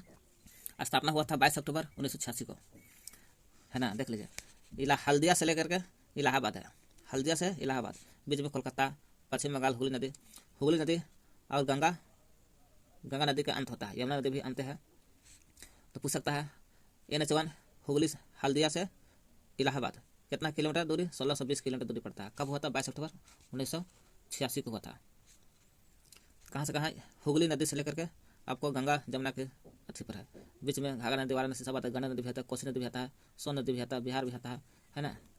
देख लिए हम लोग। 1 हो गया इलाहाबाद से कहाँ, हल्दिया से इलाहाबाद जा रहा था, गंगा हुगली नदी के किनारे था, हुगली लास्ट गंगा, या गंगा शुरू में था। इलाहाबाद में देखा जाए तो गंगा हल्दिया हुगली नदी पर 1620 किलोमीटर था। दूसरा है NW2, इसको कहता है असम सादिया से धुबरी तक, असम में पड़ता है, सादिया से धुबरी, असम ब्रह्मपुत्र नदी पर है, 891 किलोमीटर है असम सादिया से धुबरी पट्टी तक। देखिए NH2 जो है जलमार्ग दूसरा है, NW दूसरा कहाँ से? सादिया से खुलती है सीधे धुबरी, सादिया से खुलती है तो सीधे धुबरी, और 1 तो जा हल्दिया से इलाहाबाद तक, उत्तर प्रदेश। ये है, टू कहेगा तो सादिया से सीधे धुबरी कौन सा नदी पर है, तो ये है आपको जमुना नदी है, ब्रह्मपुत्र नदी पर है। कौन सा है, इधर असम है तो ब्रह्मपुत्र नदी होगा, ठीक है, ब्रह्मपुत्र नदी लिखल है। पूछे सादिया से धुबरी तक कौन सी नदी पर है, ब्रह्मपुत्र नदी पर है। देख लिए हम लोग, सादिया से धुबरी तक ब्रह्मपुत्र नदी 891 किलोमीटर है। कोलम से कोटापुरम, तीसरा कहेगा NW, कोलम से कोटापुरम केरल तक जाती है 205 किलोमीटर, कोलम से कोटापुरम केरल। देखिए राष्ट्रीय राजमार्ग तीसरा बोलता है केरल में स्थित है, केरल में है ना। कहाँ से कहाँ देते हैं, कोलम से स्टार्ट होती है, देखिए कोलम लिखा हुआ है, कोलम से स्टार्ट होता है तो सीधे आपको ऐसे होते हुए कोची होते हुए कोटापुरम जाते हैं, ऐसे कोटापुरम है लास्ट है ना। कोलम से कोटापुरम है। पूछा किस नदी पर है, तो केरल में स्थित है, कोई नदी नहीं यहाँ पर है, कोई नदी है, कोई नदी नहीं है। इसका आप 205 है, कितना है 205 किलोमीटर है। देख लिया अभी हम लोग, कोलम से कोटापुरम केरल में पड़ता है। दूसरी काकीनाड़ा दूसरी बड़ी है जलमार्ग, काकीनाड़ा। चौथा कहेगा काकीनाड़ा से मरकानम तक, कितना है 1095। पहला आपको 1600 था हल्दिया से इलाहाबाद, जब हम लोग देख लेंगे। और दूसरा पूछेगा काकीनाड़ा से मरकाना, काकीनाड़ा से कहा मकनाम तक, मरकानाम, काकीनाड़ा से मरकानाम कितना गोदावरी कृष्णा के डेल्टा पर है। चौथा पूछेगा आंध्र प्रदेश में है, काकीनाड़ा से मरकानम गोदावरी कृष्णा 1095 किलोमीटर। देख लेते फिगर में, देखिए यहाँ काकीनाड़ा से खुलती है, आपको सीधा जाता है मरकानम तक पूछता है। चौथा जो है जलमार्ग काकीनाड़ा से सीधे आपको आ जाता है मरकानम तक। कौन सी नदी पर है, कृष्णा और गंगा की सहायक नदी पर है। गंगा भी आता कहीं देख लीजिएगा है ना, पेन्ना नदी भी है, पला नदी है। दूसरी सबसे बड़ी जलमार्ग माना जाता है, पहले तो हल्दिया धुबरी था, दूसरी हो गई आपको काकीनाड़ा से, जो केरल उड़ीसा केरल में पड़ता है जी, आंध्र प्रदेश में पड़ता है काकीनाड़ा, आंध्र प्रदेश से सीधे आता आपको तमिलनाडु मरकानम तक। हम लोग चौथा देख लिए काकीनाड़ा से मरकानम 1095 किलोमीटर, गोदावरी कृष्णा पर, गोदावरी पर है जी, गंगा नहीं। पाँचवा हो गया तलचा से धमरा, तलचा से धमरा चलता है। पूछा तलचा से धमरा कौन कितना किलोमीटर, तो पारादीप पर है, महानदी पर है तलचा धमरा 625 किलोमीटर तद है। तो यहाँ दिया है पाँचवा है ना, तलचा से लेकर कौन सी नदी पर है, महानदी पर स्थित। पूछा तो महानदी पर है, महानदी के डेल्टा है पारादीप यहाँ। तो तलचा से लेकर के पाँचवा जो जलमार्ग है आपको धामरा नदी करके जीवनाखली भी दे सकता है, जीवनाखली भी देख ली। पाँचवा तलचा से धामरा पारादीप पर है, अभी देखने में पारादीप पर था ना, और क्या था पारादीप तमिलनाडु में पड़ता है ना, पारादीप पर देखिए पाँचवा जो है कौन सा द्वीप पर, पारादीप पर ना देख रहे हैं, तलचा से शुरू होता है और सीधे आ जाता है धामरा जीवनाखली में। देख ली हम लोग पारादीप महानदी पर भी देखें हम लोग 623 किलोमीटर दर है। लखीमपुर से भागा असम में पड़ा, लखीमपुर से भागा 121 असम में पड़ता है। ये छठा हो जाता है, लखीमपुर से भागा असम में पड़ता है। छठा जो जलमार्ग है असम में पड़ता है, कहाँ असम राज्य है, यहीं पड़ता है। लखीमपुर से खुलती है और सीधे भागते भागते भांगा पाँचवा छठा है भांगा, लखीमपुर से भागा कहाँ असम में है। घाघरा नदी भी सब सटले हुए हैं, लगाई नदी है, सब कसियारा नदी है यहाँ।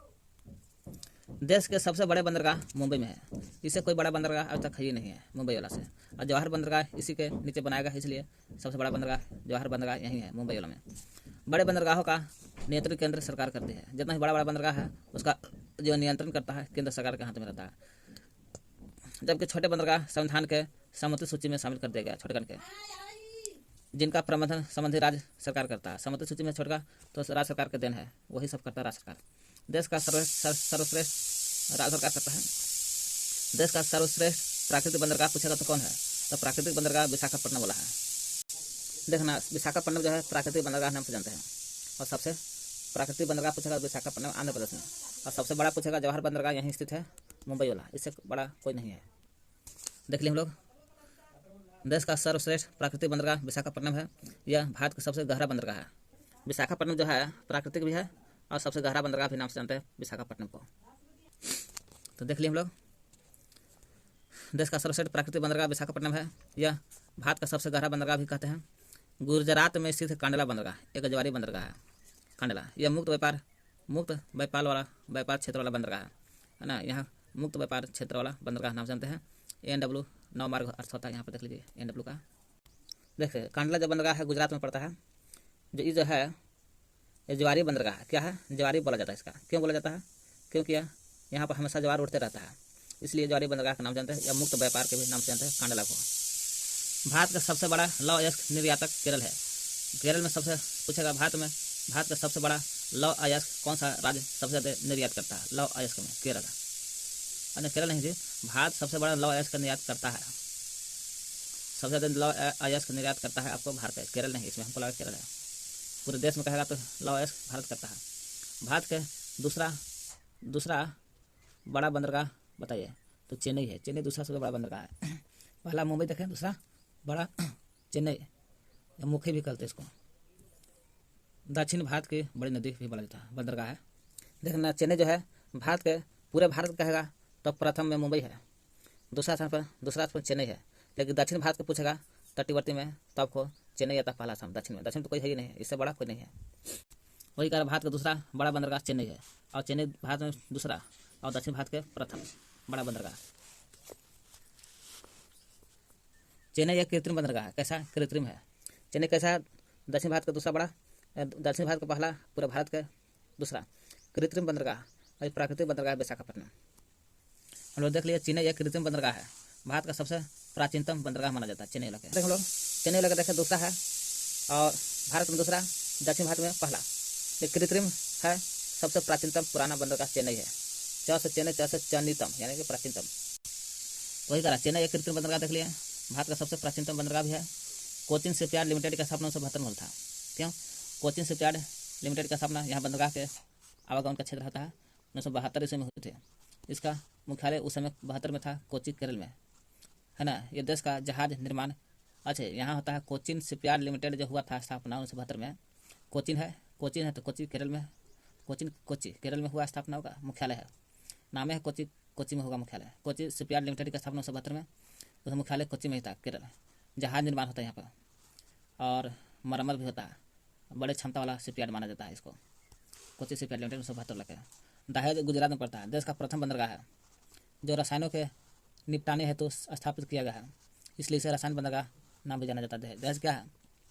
देश का प्रथम बंदरगाह माना जाता है। किस लिए? दहेज को प्रथम रसायन के निपटाने के लिए। कोई भी रसायन जाता है दहेज से जाता है, इसलिए दहेज को हम लोग रसायन बंदरगाह के नाम से भी जानते हैं। दहेज के लोकेशन देख लीजिए, दहेज के लोकेशन यहाँ देख लीजिए, भावनगर दहेज रसायन बंदरगाह भी कहते हैं इसको।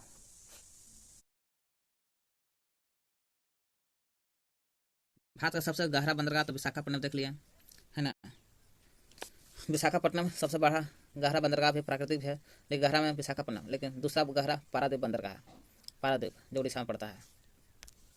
भारत का सबसे बड़ा नदी बंदरगाह तो नदी बंदरगाह पूछे कोलकाता का नदी बंदरगाह के नाम से जानते हैं, क्योंकि यहाँ गंगा ब्रह्मपुत्र का अवसाद जमा होता है। भारतीय संविधान की धारा 246 बोलता है, क्या बोलता है? 246 धारा कि देश की जनगणना कराने का दायित्व जो होगा संघ सरकार को सौंपा जाएगा। किसको? 246 बोलता है धारा ना, देश की जनगणना संघ सरकार को सौंपा दिया जाएगा, संघ सरकार को ही दे दिया गया। यह संविधान के 7वें अनुच्छेद में जनगणना को रखा गया है। धारा 246 संघ सरकार और 7वें अनुच्छेद में सबसे संघ 7वें अनुच्छेद में रखा गया। क्रम संख्या 69 पर अंकित है। कौन सा? क्रम संख्या 69 पर जनगणना के बारे में बोला गया है। जनगणना संगठन केंद्रीय गृह मंत्रालय के अधीन कार्यरत है। ऐसे बोला गया कि दायित्व जो होगा संघ सरकार को सौंप देगा, लेकिन संघ सरकार भी कम नहीं था, वो कहा कि केंद्रीय गृह मंत्रालय को दे देता है, बाबू तू ही काम करो। अभी केंद्रीय गृह मंत्रालय के अधीन कार्यरत है, जिसका उच्चतम अधिकारी केंद्रीय गृह मंत्रालय के जो अधिकारी होता है उसको क्या बोलते हैं? भारत का महापंजीयक और जनगणना आयुक्त बोलते हैं। भारत का महापंजीयक और जनगणना आयुक्त के नाम से जानते हैं। Register general and genius commissioners of India, यह देश भर में जनगणना संबंधी कार्यों को निर्देशित करता है। जितना देश का जनगणना उसी को भारत का महापंजीयक और जनगणना आयुक्त मिलकर करते हैं। 10 जनगणना के आंकड़ों को जारी करता है। वर्तमान में भारत के महापंजीयक और जनगणना आयुक्त डॉक्टर सी चंद्रमौली हैं। इससे पूर्व थे देवेंद्र कुमार सिकरी थे, ये नहीं पूछेगा, 2004 और 2009 में थे सिकरी। 2011 के जनगणना यानी 15वीं जनगणना है। कैसा? स्वतंत्र भारत के पूछेगा, ऐसे पूरे भारत के पूछेगा तो 15वीं। देश आजाद हुआ था तो वही कर रहा है, तो स्वतंत्र भारत की 7वीं जनगणना माना जाता है। 15वीं के लगभग आधा कर देना 7वीं। महापंजीयक जनगणना आयुक्त के द्वारा 1 अप्रैल 2010 से हुई थी, है ना, वहाँ पंजीकृत क्या करा था ना, इसी के द्वारा 2010 से बोलता 1 अप्रैल 2010 से हुई थी। सितंबर 2010 ईस्वी को केंद्रीय मंत्रिमंडल ने जाति आधारित जनगणना 1931 के बाद पहली बार हुआ था स्वीकृति प्रदान की। पूछा जाता है सितंबर 2010 कब हुआ था, तो 2010 ईस्वी को केंद्रीय गृह मंत्रालय 2010 ईस्वी को केंद्रीय मंत्रिमंडल ने क्या करता है, जाति पर आधारित जनगणना करवाया था। कब? 2010 में। ऐसे पहला तो हो गया था जाति जनगणना 1931 में हुआ था, उसको 1931 में पहली बार हुआ था। उसके बाद 2010 में हुआ था जाति जनगणना, जो अलग से जून 2011 से सितंबर 2011 के बीच संपन्न हुआ था। जनगणना 2011 ईस्वी को शुभकर प्रागणक शिक्षिका थी तथा इसका आदर्श वाक्य था 2011 के शिक्षिका के से, हमारी जनगणना हमारा भविष्य होगा, ऐसा बोला गया था। भारत में जनगणना की शुरुआत देखा जाए 1872 ईस्वी में लॉर्ड मेयो के कार्यकाल में होता है। पूछ सकता है भारत में जनगणना की शुरुआत कब हुआ था? 1872 में। किसका शासनकाल में? लॉर्ड मेयो के शासनकाल में। भारत में नियमित जनगणना जो 10 वर्ष के अंतराल पर होता है, उसकी शुरुआत 1881 में हो गया था। 72 के बाद 9 वर्ष के बाद नियमित जनगणना शुरुआत हो गया था। लॉर्ड मेयो था, ये लॉर्ड रिपन था। रिपन के समय नियमित जनगणना की कार्यकाल शुरुआत हुआ था। वही 81 जिस समय नियमित जनगणना की शुरुआत होता है 1881 में लॉर्ड रिपन के समय, तो उसी में 1881 में जनगणना आयुक्त थे W प्लोडेन। पूछ सकता है नियमित जनगणना कब हुआ? 1881 में। उस समय जनगणना आयुक्त कौन थे? तो W प्लोडेन थे, प्लोडेन। वही स्वतंत्र भारत के पहले जनगणना 1951 के समय जनगणना आयुक्त R.A. गोपाल स्वामी थे 1949 से 53 से। 1881 में पूछेगा जनगणना लॉर्ड रिपन का समय वाला W प्लोडेन। स्वतंत्र भारत को पूछेगा पहली जनगणना 1951 में हुआ था, है ना। पहली जनगणना कब हुआ था? 1951 में हुआ था स्वतंत्र भारत के। उस समय आयुक्त कौन थे जनगणना का? R.A. गोपाल स्वामी थे 1949 से 53 तक। जनगणना की शुरुआत 1872 में हुआ था। किसके शासनकाल में? लॉर्ड मेयो के समय। नियमित जनगणना का है भारत में 1881 में। किसके शासनकाल में? लॉर्ड रिपन के समय। उस समय जनगणना आयुक्त कौन थे? W प्लोडेन थे। पहली जनगणना स्वतंत्र भारत को पूछेगा पहली जनगणना कब हुआ था? 1951 में। उस समय आयुक्त कौन थे? R.A. गोपाल स्वामी 1949 से 53 में। आधुनिक विश्व में सर्वप्रथम व्यवस्थित रूप से जनगणना, व्यवस्थित रूप से कहेगा आधुनिक विश्व में का बात है। ऐसे विश्व में तो आपको 1872 में हुआ था, लेकिन यहाँ व्यवस्थित रूप से कह देगा ना, व्यवस्थित रूप से जनगणना कराने का श्रेय स्वीडन के ही जाता है। स्वीडन एक देश है, बोला कैसे नहीं काम कर चलेगा। जब भारत में नियमित रूप से चल सकता है तो हम लोग विश्व में क्यों नहीं व्यवस्थित रूप से जनगणना कराना चाहिए। उस कौन बात बोला? श्रेय स्वीडन के देन है, जहाँ 1749 ईस्वी में, यानी जहाँ मैंने स्वीडन में 1749 ईस्वी में पहली बार जनगणना कराई गई थी। पूछ सकता है इस सब 1800 है, 1749 में हो गया था स्वीडन में, पहली बार जनगणना कराई गई थी स्वीडन में 1749 में। 10 की जनगणना जो 10 वर्ष के अंतराल पर होता है, इसकी शुरुआत 1790 ईस्वी में अमेरिका में हुई थी। और भारत में तो आपको नियमित जनगणना नियमित जो 10 वर्ष का 1881 में हुआ था लॉर्ड रिपन के समय, और 10 की जनगणना की शुरुआत 1790 ईस्वी में हुआ, अमेरिका में हुआ था। 1801 ईस्वी में इंग्लैंड में जनगणना प्रारंभ हुआ था। पूछे 10 की जनगणना कहाँ हुआ था? अमेरिका में। कब? 1790 ईस्वी में। और 82 जनगणना पूरे विश्व में स्वीडन में हुआ था। कब? 1749 में। 10 की 90 1790। 1801 ईस्वी में इंग्लैंड में जनगणना प्रारंभ हुई। इंग्लैंड में 1801 में हुआ था। जनगणना 2011 के तहत देश में पहली बार राष्ट्रीय जनसंख्या register NPR national population register तैयार किया गया था। इसमें देश के सभी नागरिक के कुल 15 विवरण दर्ज किया गया था, कुल 15 विवरण, जिसमें से अतिरिक्त 15 वर्ष एवं उससे ऊपर के वय के सभी नागरिक के बायोमेट्रिक्स आंकड़े एकत्र किए जा रहे थे। राष्ट्रीय जनसंख्या नीति 2000 के अनुसार 2045 तक, ऐसा बात बोला गया है राष्ट्रीय जनसंख्या नीति 2000 ईस्वी के अनुसार कि 2045 ईस्वी तक जनसंख्या स्थिरता प्राप्त करने का लक्ष्य है कि 2045 से जनसंख्या स्थिर कर देगा। देखते हैं डॉल्फिन नोज के पीछे पड़ता है कौन? एक पहाड़ी है आंध्र प्रदेश में। कौन से है? ये बंगाल जो देख रहे हैं ना, आंध्र प्रदेश विशाखापट्टनम है, डॉल्फिन नोज के पीछे है। हम लोग यहाँ देख रहे थे राष्ट्रीय जनसंख्या नीति हो गया। 2001 ईस्वी की जनगणना में भारत का प्रशासनिक विभाजन 593 जिलों में किया गया था। 2001 में 593 जिलों में किया गया था, जबकि 2011 की जनगणना हुआ था तो 640 जिलों में। 593 से सीधे 2011 वालों में 640 हो गया। एक दशक की अवधि 2001-11 में कुल 17 नए जिला बन गया था। दोनों घटाएगा टोटल 17 जिला हो जाता है। महाविभाजन वर्ष किसे कहते हैं? भारत के जनकांकीय इतिहास में 1921 ईस्वी को महान विभाजन का संज्ञा दिया गया। किसको? 1921 ईस्वी को। और रेलवे वित्त का 1924-25 के बाद 24-25 के बाद एटवर्थ कमेटी की सिफारिश पर राजस्व से अलग किया गया। भारतीय रेल राष्ट्रीयकरण 1950 में। वो रेलवे का विभाजक है 1924-25 को। लेकिन हम लोग रेलवे नहीं पढ़ रहे हैं, जनसंख्या का पढ़ रहे हैं। तो महान विभाजक वर्ष 1921 ईस्वी को कहा गया था। 1911 से 1921 ईस्वी के दौरान देखा गया कि भारत में जनसंख्या के दशक की वृद्धि ऋणात्मक रहा था, -0.31% रहा, इसलिए महाविभाजक वर्ष कहा जाता है। फलस्वरूप इस दशक में भारत की जनसंख्या में 77 लाख की कमी आ गई थी। -0.31 का मतलब 77 लाख की कमी आई थी, इसलिए 1921 को विभाजक वर्ष के नाम से जानते हैं। भारत की जनसंख्या में सर्वाधिक औसत वार्षिक घातीय वृद्धि दर 1961 से 71 का दौरान किया गया था। औसत वार्षिक वृद्धि दर जो हुआ था दर 1961 से 71 में बहुत ज़्यादा जनसंख्या बढ़ गया था। जनसंख्या घनत्व किसे कहते हैं?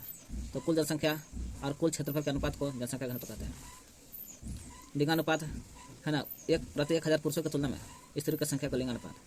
स्त्री की संख्या के 1000 पुरुष होगा ना, और में कितना स्त्री है उसके लिंगानुपात कहते हैं। स्त्री की संख्या ऊपर कम वाला के ज़्यादा वाला के नीचे। शिशु लिंगानुपात 0 से 6 वर्ष।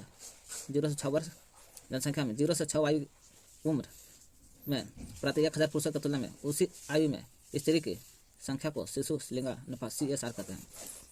शिशु लिंगानुपात 0 से 6 वर्ष। बालिकाओं की संख्या 0 से 6, बालकों की संख्या 0 से 6 गुना 1000। साक्षरता दर किसे कहते हैं? Literacy rate. 7 वर्ष और उससे अधिक। 7 वर्ष होना चाहिए या 7 वर्ष से अधिक होना चाहिए, ठीक ना। 7 वर्ष से 7 वर्ष अधिक आयु का जो भी व्यक्ति किसी भाषा को समझ सकता है और उसे लिख सकता है, पढ़ भी सकता है, तो साक्षर लिटरेट कहा जाता है। 7 वर्ष और उससे अधिक आयु वाले कुल जनसंख्या में साक्षरों के प्रतिशत को जनसंख्या के साक्षरता दर कहते हैं। साक्षरता दर होता है साक्षरों की संख्या बटा में 7 प्लस आयु के वाले जनसंख्या गुने 100। दशक की वृद्धि कैसे कहते हैं? जिसको कहते हैं डेकाडेल ग्रोथ रेट। 10 वर्षों के मध्य जनसंख्या में हुई प्रतिशत वृद्धि को व्यक्त करता है। दशक की वृद्धि दर DGR वर्तमान जनसंख्या अब पहले वाला जनसंख्या के माइनस कर देना है, पूर्व जनसंख्या को गुने 100। 2011 से संबंधित कुछ आंकड़े दिया गया है। 2011 की जनगणना के अनुसार भारत कुल जनसंख्या कितना था? तो 2011 में था कहाँ दहाएं सैकड़ा हज़ार 10,000 लाख 10 लाख करोड़ 10 करोड़ अरब 121 करोड़ याद कीजिए सीधा सीधे 121 करोड़ 8,54,977। 2011 की जनगणना के अनुसार भारत की कुल जनसंख्या था 17.5%। कुल जनसंख्या विश्व के कुल जनसंख्या का 17.5% है, ये तुमको याद है। जनसंख्या में वार्षिक वृद्धि दर 1.97 से घटकर 1.64 हो गई थी। 10 की वृद्धि दर वार्षिक है 10 के 21.54 से 17.7 हो गई थी। नागालैंड की 10 की वृद्धि दर ऋणात्मक रहता 0.6%, -6%। किसका 10 की दर का है, किसका सबसे कम रहा था? नागालैंड का। कितना? नागालैंड का -0.6। 10 की वृद्धि दर का कहता है। जनसंख्या घनत्व 325 व्यक्ति प्रति वर्ग किलोमीटर से बढ़ करके और 2011 में 382 व्यक्ति प्रति वर्ग किलोमीटर हो गया, 25 से 82 हो गया। लिंगानुपात 33 से 933 से बढ़कर 943 हो गया, अभी भी 943 से है। 10 घटाकर 933 पुराना का मिल जाएगा। शिशु लिंगानुपात 0 से 6 वर्ष 927 से घटकर 918, कुछ घटल है शिशु लिंगानुपात में, कुछ अगर 927 से घटकर 918 हो गया, यानी कि 9 को घटा है। जनसंख्या में साक्षरता लोगों की संख्या 64%, 64.884 से लेकर 73, कुछ साक्षरता में बढ़ा है 73 हो गया। पुरुषों का साक्षरता 75.26% था, 80.9 हो गया, यानी कि 81 हो गया। महिला का देखा जाए 53.67 था, बढ़ कर 64 हो गया। ग्रामीण क्षेत्र में न्यूनतम साक्षरता दर वाला राज्य पूछेगा आंध्र प्रदेश 60.44%। पूछेगा ग्रामीण क्षेत्र में सबसे कम साक्षरता वाला दर वाला राज्य कौन है? आंध्र प्रदेश। नागालैंड का था, नागालैंड जो था आपको 10 की वृद्धि दर ऋणात्मक था, -0.6%। नागालैंड नहीं है, आंध्र प्रदेश के बारे में जनसंख्या के बारे में बात हो रहा है, ठीक है। तो ग्रामीण क्षेत्र में न्यूनतम साक्षरता दर वाला राज्य बताओ? आंध्र प्रदेश। ग्रामीण लग गया तो आंध्र प्रदेश 60.4%। शहरी क्षेत्र में वाला सबसे कम साक्षरता वाला राज्य उत्तर प्रदेश। ग्रामीण में कहेगा आंध्र प्रदेश, शहरी में कहेगा उत्तर प्रदेश 75.1%, सबसे कम रहा न्यूनतम। ग्रामीण क्षेत्र में सर्वाधिक साक्षरता वाला राज्य केरल, सबसे कम आंध्र प्रदेश, सबसे ज़्यादा केरल 93%। देश में अब तक का सबसे पूर्ण साक्षर घोषित किया गया एकमात्र राज्य केरल, जो आपको ग्रामीण क्षेत्र में ही आता है, केरल। जनगणना 2011 के अनुसार देश में अनुसूचित जाति SC व्यक्ति के लिए कुल जनसंख्या 20.14 करोड़, जो देश की कुल जनसंख्या का 16.6% है। 2001 में 16.2। 2011 में अनुसूचित जाति में लिंगानुपात 945 था, अनुसूचित जाति में 945, 2 गज अधिक है जनरल से। ये सब नहीं पूछेगा, पढ़ लीजिएगा सब, है ना, सब कहाँ पूछेगा।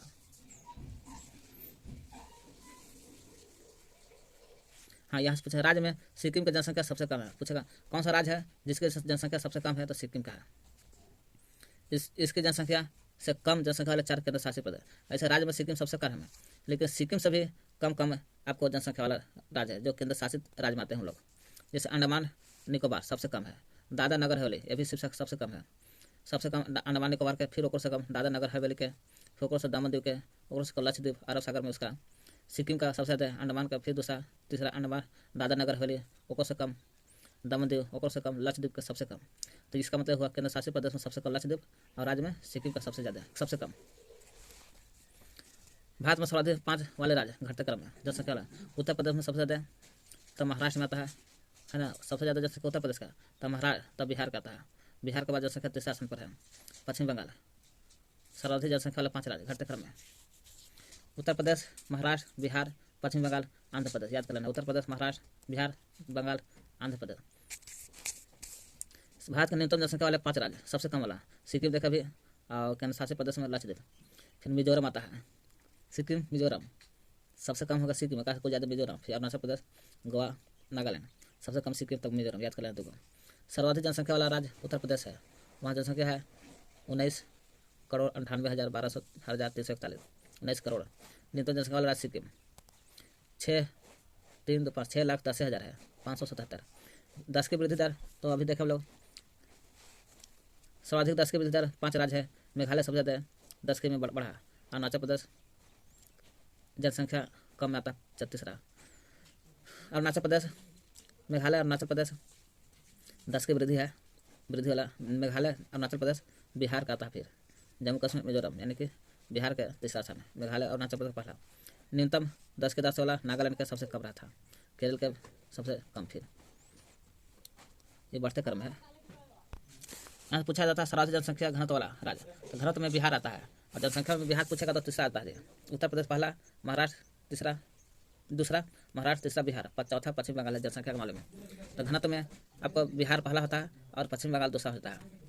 देखिए जनसंख्या घनत्व वाले 5 राज्य घटते क्रम में, तो बिहार का सबसे ज़्यादा घनत्व 11 से 6 व्यक्ति देता है, और पश्चिम बंगाल में देखा जाए 1028 व्यक्ति प्रति वर्ग किलोमीटर पर, तो सबसे ज़्यादा 11 से 6 हो गया, तब पश्चिम बंगाल, फिर केरल होता है, उत्तर प्रदेश, हरियाणा। सबसे पहले बिहार याद करो, पश्चिम बंगाल। जनसंख्या में यूपी, महाराष्ट्र, बिहार, बंगाल। न्यूनतम जनसंख्या घनत्व वाले राज्य अरुणाचल प्रदेश में सबसे कम होता है, 17 व्यक्ति प्रति वर्ग किलोमीटर मिलेगा, समझ लो। एक तो अधिक है, मिजोरम में आता है 52 गो, अमी सिम। लिंगानुपात सबसे ज़्यादा केरल का होता है, घटते क्रम में, तब के बाद तमिलनाडु के, केरल का 1084 होता है, तमिलनाडु के 996। ये है घटते क्रम में, सबसे ज़्यादा केरल, तब तमिलनाडु के। केरल में लड़की की संख्या ज़्यादा है, तमिलनाडु के बाद दूसरा स्थान आता है, आंध्र प्रदेश का तीसरा। सबसे न्यूनतम लिंगानुपात हरियाणा में सबसे कम है, 879 है, उसके बाद 800 जम्मू कश्मीर में आता है। यहाँ लड़की की संख्या बहुत कम है हरियाणा में, फिर जम्मू कश्मीर में कम है, सिक्किम में फिर कम है।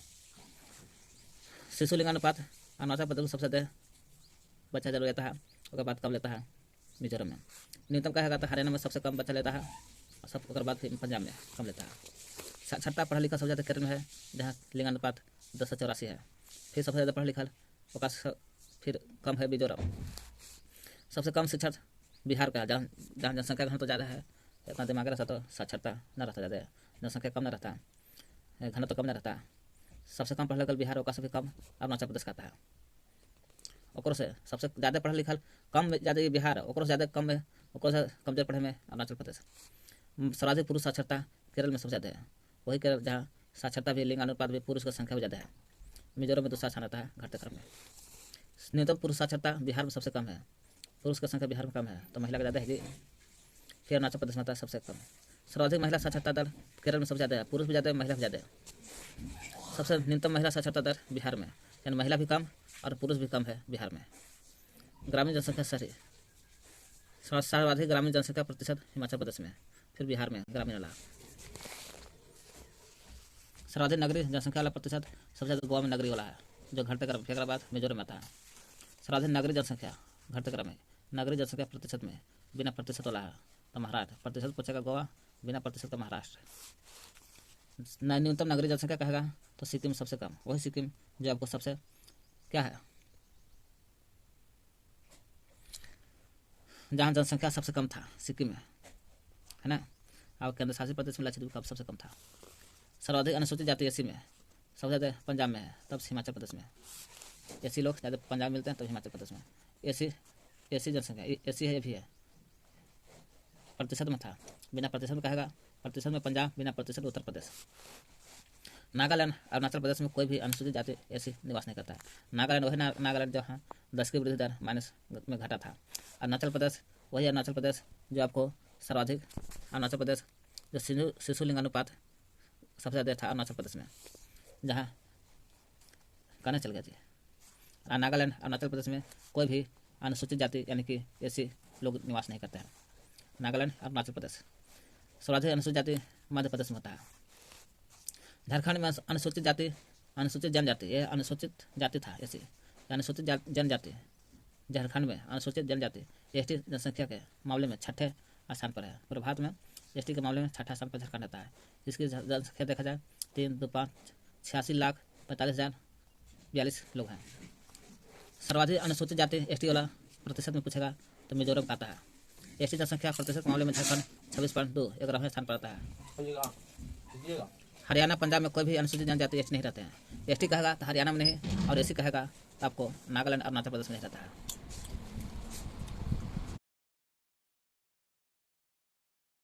केंद्र शासित प्रदेश के बारे में हम लोग पढ़ते हैं, तो बात पढ़ कर देखते हैं क्या है। सर्वाधिक जनसंख्या वाला केंद्र शासित प्रदेश कहेगा तो दिल्ली, और सबसे कम जनसंख्या वाला कहेगा तो लक्षद्वीप। दूसरा स्थान पर पुदुचेरी चंडीगढ़ है जी। लक्षद्वीप क्या चीज़ में है? सबसे कम जनसंख्या वाला देखिए, राज्य में कहेगा तो सिक्किम सबसे ज़्यादा है सबसे कम जनसंख्या वाला में, और केंद्र शासित प्रदेश में लक्षद्वीप का सबसे कम है। यहाँ आप देख रहे हैं इस सर्वाधिक जनसंख्या वाला है। अधिक जनसंख्या वाला केंद्र शासित प्रदेश दिल्ली, दूसरा स्थान पर पुदुचेरी और तीसरा चंडीगढ़। न्यूनतम जनसंख्या वाला केंद्र शासित प्रदेश अभी देखें लक्षद्वीप। सर्वाधिक लक्ष्य 10 की है, 10 वर्ष के अंतराल पर वृद्धि वाला केंद्र शासित प्रदेश दादर नगर हवेली। दूसरा स्थान दमन दीव पुदुचेरी, सबसे कम सबसे दादर नगर हवेली, और बाद न्यूनतम वाला याद कर लेना है लक्षद्वीप है। चाहे 10 की रहे या जनसंख्या कम रहे, लक्षद्वीप ही दोनों है। सर्वाधिक जनसंख्या घनत्व वाले केंद्र शासित प्रदेश, तो सबसे ज़्यादा केंद्र शासित घनत्व के मामले में दिल्ली है। दिल्ली जनसंख्या रहे या जनसंख्या घनत्व रहे, दोनों दिल्ली है। 11,320 किलोमीटर व्यक्ति है। न्यूनतम अंडमान निकोबार जहाँ पोर्ट ब्लेयर बंदरगाह है वहाँ पे सबसे कम है। 10 की जनसंख्या घनत्व सबसे कम अंडमान निकोबार। क्यों? क्योंकि यहाँ पर जनसंख्या घनत्व कम होने के कारण है कि पानी के बगल में है, पानी है, समुद्र है, पुतला समुद्र है, तो थोड़ा सा कम जनसंख्या है ना। कितना लोग 6 से मिलता है वहाँ। जनसंख्या घनत्व में दूसरा स्थान चंडीगढ़ करता है। सबसे ज़्यादा दिल्ली, कम चंडीगढ़, अंडमान निकोबार। लिंगानुपात पूछेगा, सर्वाधिक लिंगानुपात वाला केंद्र शासित प्रदेश पुदुचेरी, और सबसे कम पूछेगा लिंगानुपात तो दमन दीव सबसे कम लिंगानुपात, सबसे ज़्यादा पुदुचेरी। सर्वाधिक शिशु वाला पूछेगा 0 से 6 वर्ष के लिंगानुपात वाला केंद्र शासित प्रदेश अंडमान निकोबार द्वीप समूह, जहाँ जनसंख्या कम है, शिशु वाला लिंगानुपात भी कम है 968। सबसे न्यूनतम लिंगानुपात वाला केंद्र शासित प्रदेश दिल्ली, सबसे कम बच्चा जन्म लेता है दिल्ली में। दिल्ली जनसंख्या का ज़्यादा है और जनसंख्या घनत्व भी ज़्यादा है, शिशु बच्चा वाला कम है। सर्वाधिक साक्षरता प्रतिशत वाला देश सबसे पढ़ लिखल आपको लक्षद्वीप में मिलता है, क्योंकि लक्षद्वीप में जनसंख्या कम है और न्यूनतम जनसंख्या भी है, और क्या है 10 की वृद्धि दर भी कम है, तो इसलिए लोग वहाँ पढ़ लिखल ज़्यादा रहते हैं। न्यूनतम में पूछेगा तो सबसे कम दादर नगर हवेली। दूसरा स्थान पर दमन दीव। सर्वाधिक पुरुष साक्षरता वाला लक्षद्वीप में सबसे ज़्यादा पढ़ है ना, क्योंकि लक्षद्वीप पूरे पुरुष रहे या महिला रहे या दोनों रहे, लक्षद्वीप सबसे ज़्यादा है। न्यूनतम में दादर नगर हवेली। सर्वाधिक पुरुष साक्षरता वाला केंद्र लक्षद्वीप हो गया, वही सर्वाधिक महिला भी वही हाल है, लक्षद्वीप है, और दादर नगर सबसे कम है महिला में। महिला तो पुरुष है दोनों लक्षद्वीप में आ गए हैं। केंद्र शासित प्रदेशों में सर्वाधिक नगरीय जनसंख्या और नगरीय जनसंख्या प्रतिशत दिल्ली का है ना। दिल्ली का देखा जाए तो केंद्र शासित प्रदेश ऐसा है जहाँ जनसंख्या भी कम है, ज़्यादा है, जनसंख्या ज़्यादा है और जनसंख्या घनत्व भी ज़्यादा है, और नगरीय जनसंख्या प्रतिशत भी ज़्यादा है यहाँ। न्यूनतम नगरीय जनसंख्या वाला अंडमान निकोबार है, क्योंकि यहाँ पानी के बगल में है, तो अंडमान निकोबार सबसे कम है, और सबसे कम है तो जनसंख्या घनत्व भी सबसे कम है अंडमान निकोबार द्वीप समूह में।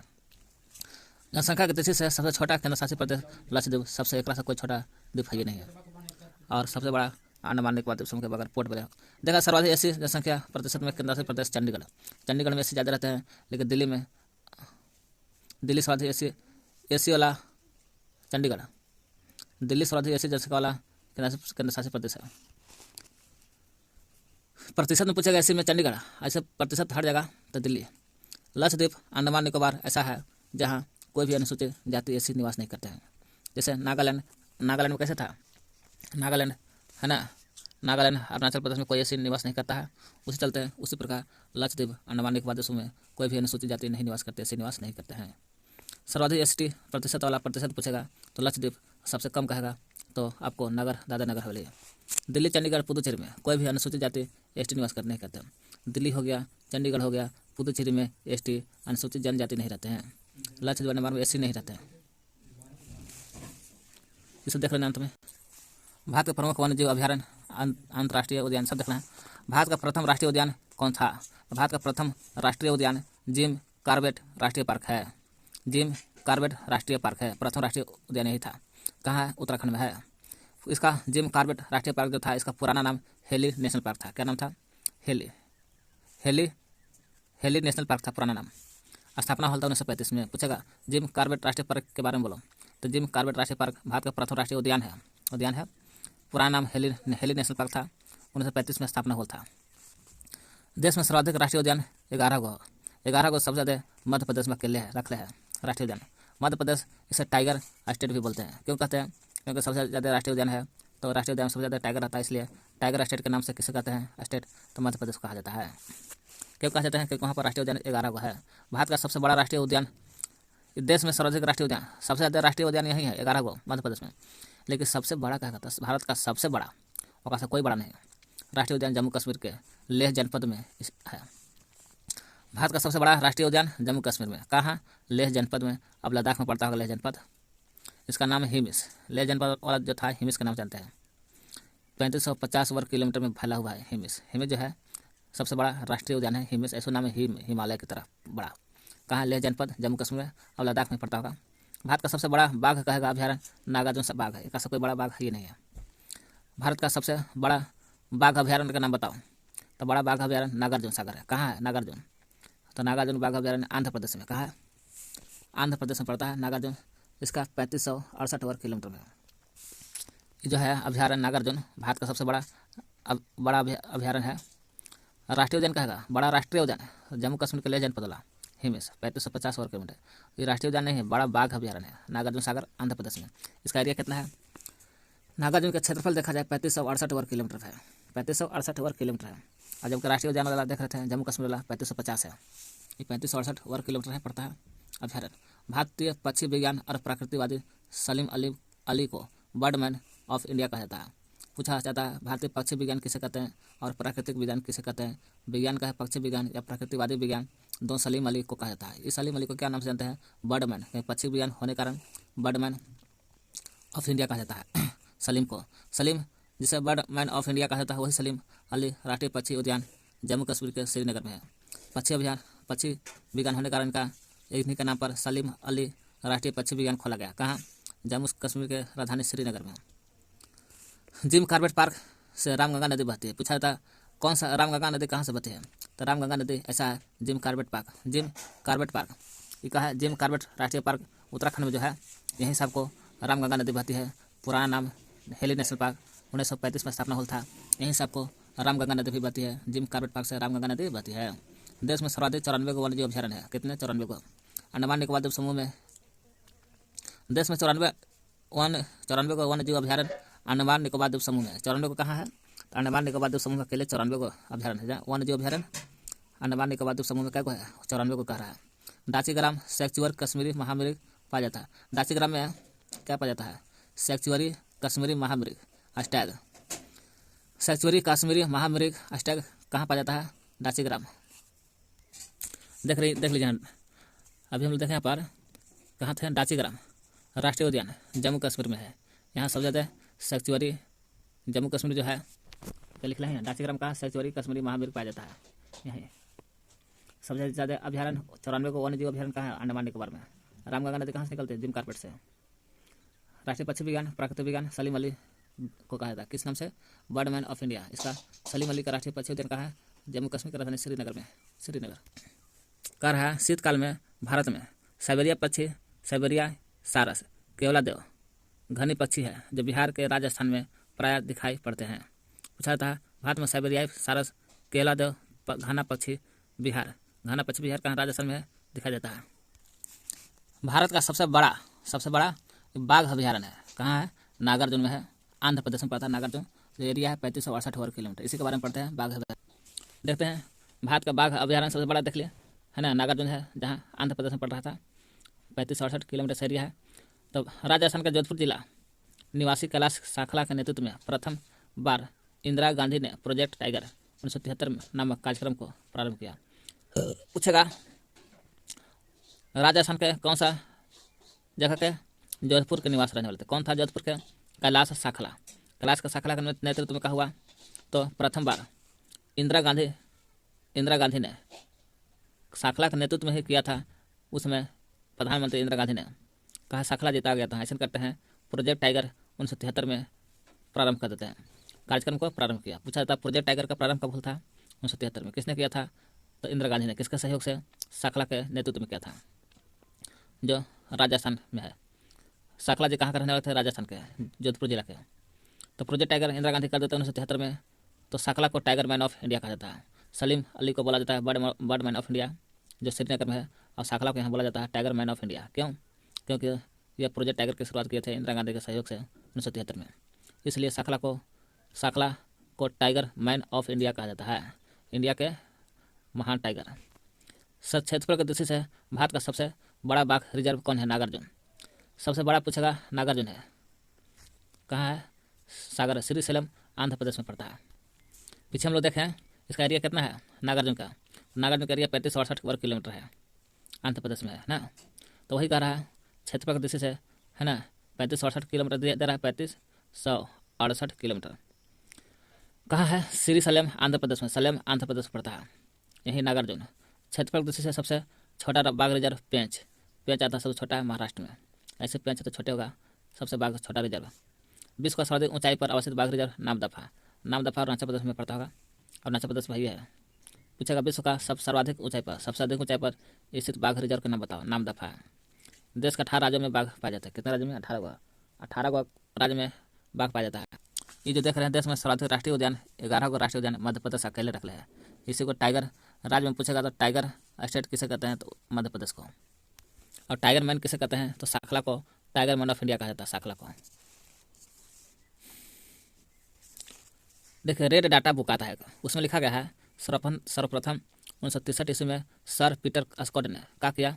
सर पीटर स्कॉट वैज्ञानिक होंगे, 1963 में क्या किया, सर पीटर कॉक ने अंतर्राष्ट्रीय रेड डाटा बुक की कल्पना किया था। पूछा था अंतर्राष्ट्रीय रेड डाटा बुक की स्थापना कब था, IRBD की स्थापना 1963 में। किसने किया था, सर पीटर स्कॉट ने। रेड डाटा बुक में ऐसे पक्षियों को और पौधों के बारे में जानकारी दी जाती है जो विलुप्त संकटग्रस्त होने के कगार पर है। इनका संकलन है ना ज्वाइंट नेचर कंजर्वेशन कमेटी द्वारा किया जाता है। कौन सा committee, joint nature conservation committee के द्वारा किया जाता है। विश्व में प्रथम प्रकाशन 1964 में हुआ था। ज्वाइंट नेचर कंजर्वेशन जो कमेटी है, इसका स्थापना प्रकाशन 1964 में था। और रेड डाटा बुक का अंतर्राष्ट्रीय रेड डाटा बुक 1963 में एक वर्ष बाद, और ज्वाइंट नेचर कंजर्वेशन की कमेटी 1964 में हो गया था। देख लीजिएगा पूरा।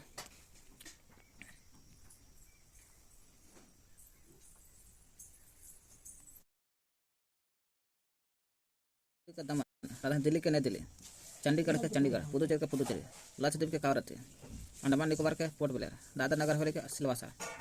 29वां राज्य तेलंगाना कब बना था, 2 जून 2014 को। 2 जून 2014 को। राजधानी हैदराबाद, तेलंगाना की राजधानी हैदराबाद।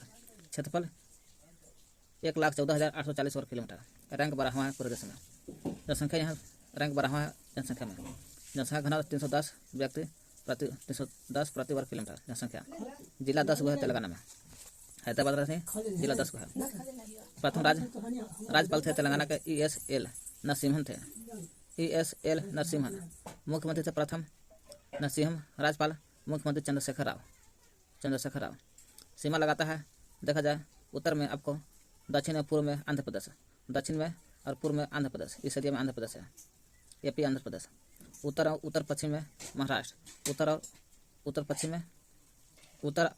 उत्तर पश्चिम में महाराष्ट्र है। उत्तर में महाराष्ट्र मिलता है और पश्चिम में कर्नाटक, हो गया कर्नाटक के कर से कर्नाटक। उत्तर पूर्व में छत्तीसगढ़, उत्तर में महाराष्ट्र और पश्चिम में कर्नाटक और दक्षिण पूर्व में अरुणाचल प्रदेश, और उत्तर पूर्व में छत्तीसगढ़। भारतीय जनजातियों के बारे में देखते हैं। भारतीय संविधान के अनुच्छेद 366 में यह बोला गया है, 366 के 25 के अनुसार बोला गया है के अनुसार जनजाति से तात्पर्य उन जनजातीय समुदाय का अंशों या समूहों से है जो संविधान के अनुच्छेद 342 के तहत अनुसूचित जातियों के रूप में माना गया। 366 के 25 बोलता है कि वही जनजाति कहा जाएगा जो अनुच्छेद 342 में लिखा गया है। जीवन की उत्पत्ति के आधे सागर में आर्कियोजोइक ईरान में हुई थी। पूछा जाता है जीवन की उत्पत्ति कहाँ था? सागर में। कौन सा सागर में? आर्कियोजोइक ईरान में। आर्कियोजोइक ईरान में था जीवन की उत्पत्ति। भारत आने वाला सबसे पहला प्रजाति समूह निग्रो था। निग्रो सबसे पहला प्रजाति को माना जाता है भारत आने वाला। पूछा तो भारत आने वाला सबसे पहला प्रजाति पूछेगा था निग्रो। और नाटिक निग्रो था। नाटिक प्रजाति भारत में सबसे अंत में था। सबसे निग्रो आया सबसे पहले, नाटिक सबसे लास्ट में आया प्रजाति। हड़प्पा सभ्यता की शुरुआत प्रोटो एस्ट्रोलाइट से होता है। पूछा था हड़प्पा सभ्यता की शुरुआत प्रोटो एस्ट्रोलाइट से है, भूमध्यसागरीय प्रजाति ने किया था। पूछा जाता है हड़प्पा सभ्यता की शुरुआत कब से होता है? प्रोटो एस्ट्रोलाइट और एवं भूमध्यसागरीय है प्रजाति से ने किया था। हड़प्पा सभ्यता की शुरुआत किसने किया था? प्रोटो एस्ट्रोलाइट और भूमध्यसागरीय प्रजाति ने मिलकर किया था हड़प्पा सभ्यता की शुरुआत। नेग्रिटो जो सबसे निग्रो आया था सबसे पहले प्रजाति भारत में, नाटिक लास्ट में। नेग्रिटो प्रोटो एस्ट्रोलाइट जो हड़प्पा की सभ्यता की शुरुआत किया था। निग्रिटो, प्रोटो एस्ट्रोलाइट, मंगोलाइड तीनों मिलकर के निग्रिटो, प्रोटो एस्ट्रोलाइट, मंगोलाइड प्रजाति के लोग भारत में आदिवासी जनजाति में सम्मिलित हैं। भारत के जो आदिवासी जनजाति है कौन कौन? निग्रिटो आते हैं, प्रोटो एस्ट्रोलाइट आते हैं, मंगोलाइड आते हैं। निग्रिटो जो भारत का आदिवासी है अंडमान निकोबार द्वीप समूह, त्रावणकोर, कोचीन की पहाड़ी में पाया जाता है। पूछा था निग्रिटो जनजाति कहाँ पाई जाती है? अंडमान निकोबार और त्रावणकोर, कोचीन की पहाड़ी वहीं मिलता है, पाई जाती है निग्रिटो। मंगोलाइड, यही मंगोलाइड जो भारत का आदिवासी है। मंगोलाइड लोग उत्तरी पूर्वी और दक्षिणी पूर्वी एशिया, उत्तरी पूर्वी और दक्षिणी पूर्वी एशिया में रहते हैं, जो अमेरिका का मूल निवासी है। पूछा जाता है मंगोलाइड किसका निवासी है? अमेरिका का मूल निवासी माना जाता है मंगोलाइड को। भारत में असम, हिमालय क्षेत्र, लेह, लद्दाख में पाए जाते हैं। मंगोलाइड ऐसे अमेरिका का मूल निवासी है। तो भारत में पूछा कहाँ है? असम में। असम का जो हिमालय क्षेत्र वहाँ पर लेह में मिलेगा और लद्दाख में मिलेगा मंगोलाइड। नाडिक उत्तर पश्चिम भारत के लोग हैं। नाडिक जो है उत्तर भी है और पश्चिम भारत के लोग नाडिक है। नाडिक उत्तर पश्चिम भारत के लोग हैं। नेग्रिटो है अंडमान निकोबार, त्रावणकोर, कोचीन, ये नाडिक है। प्राच्य सिंधु, पंजाब, राजस्थान, गुजरात, महाराष्ट्र आदि के लोग हैं। प्राच्य कहाँ के लोग रहते हैं? सिंधु नदी, पंजाब नदी, राजस्थान, गुजरात, महाराष्ट्र के लोग रहते हैं। भूमध्यसागरीय ये उत्तर भारत के उच्च जाति के लोग। भूमध्यसागरीय जो होता है उत्तर भारत के उच्च जाति के लोग हम लोग बोलते हैं भूमध्यसागरीय। नेक्स्ट, जनजाति विकास विभाग भारत सरकार के अनुसार भारत में जनजातीय समुदायों की संख्या कितना है? 550। पूछा था भारत में जनजातीय समुदाय की संख्या 550 है। 2011 ईस्वी की जनगणना के अनुसार जनजाति का जनसंख्या संपूर्ण भारत की जनसंख्या का 8.6% जनजातियाँ है। और जनजातियों की संख्या कितना है? पूरे भारत की जनसंख्या है 67%, 32,87,200 कुछ है, उसका 8.6% जनजाति पाया जाता है। जनसंख्या की दृष्टि से मध्य प्रदेश सबसे अधिक जनजातीय जनसंख्या वाला राज्य है। सबसे ज़्यादा जनसंख्या वाला जनजातीय जनसंख्या वाला राज्य मध्य प्रदेश आता है। मिजोरम देखा जाए तो प्रतिशत की दृष्टि से सबसे बड़ा माना जाता है जनसंख्या। जनजाति में मिजोरम सबसे ज़्यादा है प्रतिशत में, और प्रतिशत हर जगह मध्य प्रदेश। विधानसभा का 89वां संशोधन होता है 2003 में। 89वां संविधान संशोधन कब होता है? 2003 में। इसके द्वारा कहा गया एक राष्ट्रीय अनुसूचित जनजाति आयोग अनुच्छेद 338 के स्थापना की गई थी। 89वां संविधान संशोधन कब होता है? 2003 में। इसमें कहा गया कि जनजाति आयोग की स्थापना होता है अनुच्छेद 338 की स्थापना 38 के का। इस आयोग के प्रथम अध्यक्ष यूएस ढेबर को बनाया गया था। कहा यूएस ढेबर को बनाएगा अनुसूचित जनजाति के अध्यक्ष। ठक्कर पापा को आदिवासियों के मसीहा के उपनाम से जाना जाता है। पूछा जाता है आदिवासी के जो मसीहा किसे कहते हैं? तो आदिवासी का मसीहा ठक्कर बापा को कहा जाता है। भारत का सर्वाधिक आधा जनजाति गोंड है ना, प्रिमिटिव ट्राइब जनजाति होता है। भारत का सर्वाधिक पूछा था भारत के सर्वाधिक आध जनजाति पूछा तो कौन है? आध जनजाति गोंड को माना जाता है। गोंड दूसरा स्थान पर, गोंड के बाद भील आता है आधे में। पहला गोंड, दूसरा भील लिखा हुआ है। सोमपेन जनजाति निकोबार द्वीप समूह में पाया जाता है। पूछा जाता है सोमपेन कहाँ की जनजाति है? निकोबार द्वीप समूह का है। टोडा जनजाति नीलगिरी के पहाड़ी पर, सोमपेन हो गया निकोबार द्वीप समूह, टोडा हो गया नीलगिरी के पहाड़ी पर पाया जाता है। थारू जनजाति दीपावली को शोक त्यौहार के रूप में मनाया जाता है। थारू जनजाति जो भी लोग हैं हम लोग खुशी के दिन मनाते हैं दीपावली में, तो थारू जनजाति के लोग शोक दुख के रूप में मनाते हैं। दीपावली शोक के रूप में मनाते हैं दीपावली के लोग। मिथुन त्यौहार नागा जनजाति का है। पूछे मिथुन त्यौहार किसके लिए है? नागा जनजाति ने ही मिथुन त्यौहार मनाता है।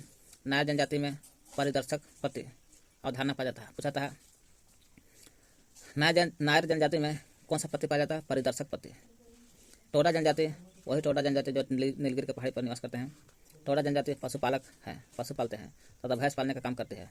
संथाली लोग जो है, संथाली है ना, संथाली लोग जो है पुजारी का नायक है, पुजारी को नायक माना जाता है, पुजारी का नायक संथाली लोग है। भारत के सर्वाधिक आठ जनजाति गोंड है, दूसरा भील है।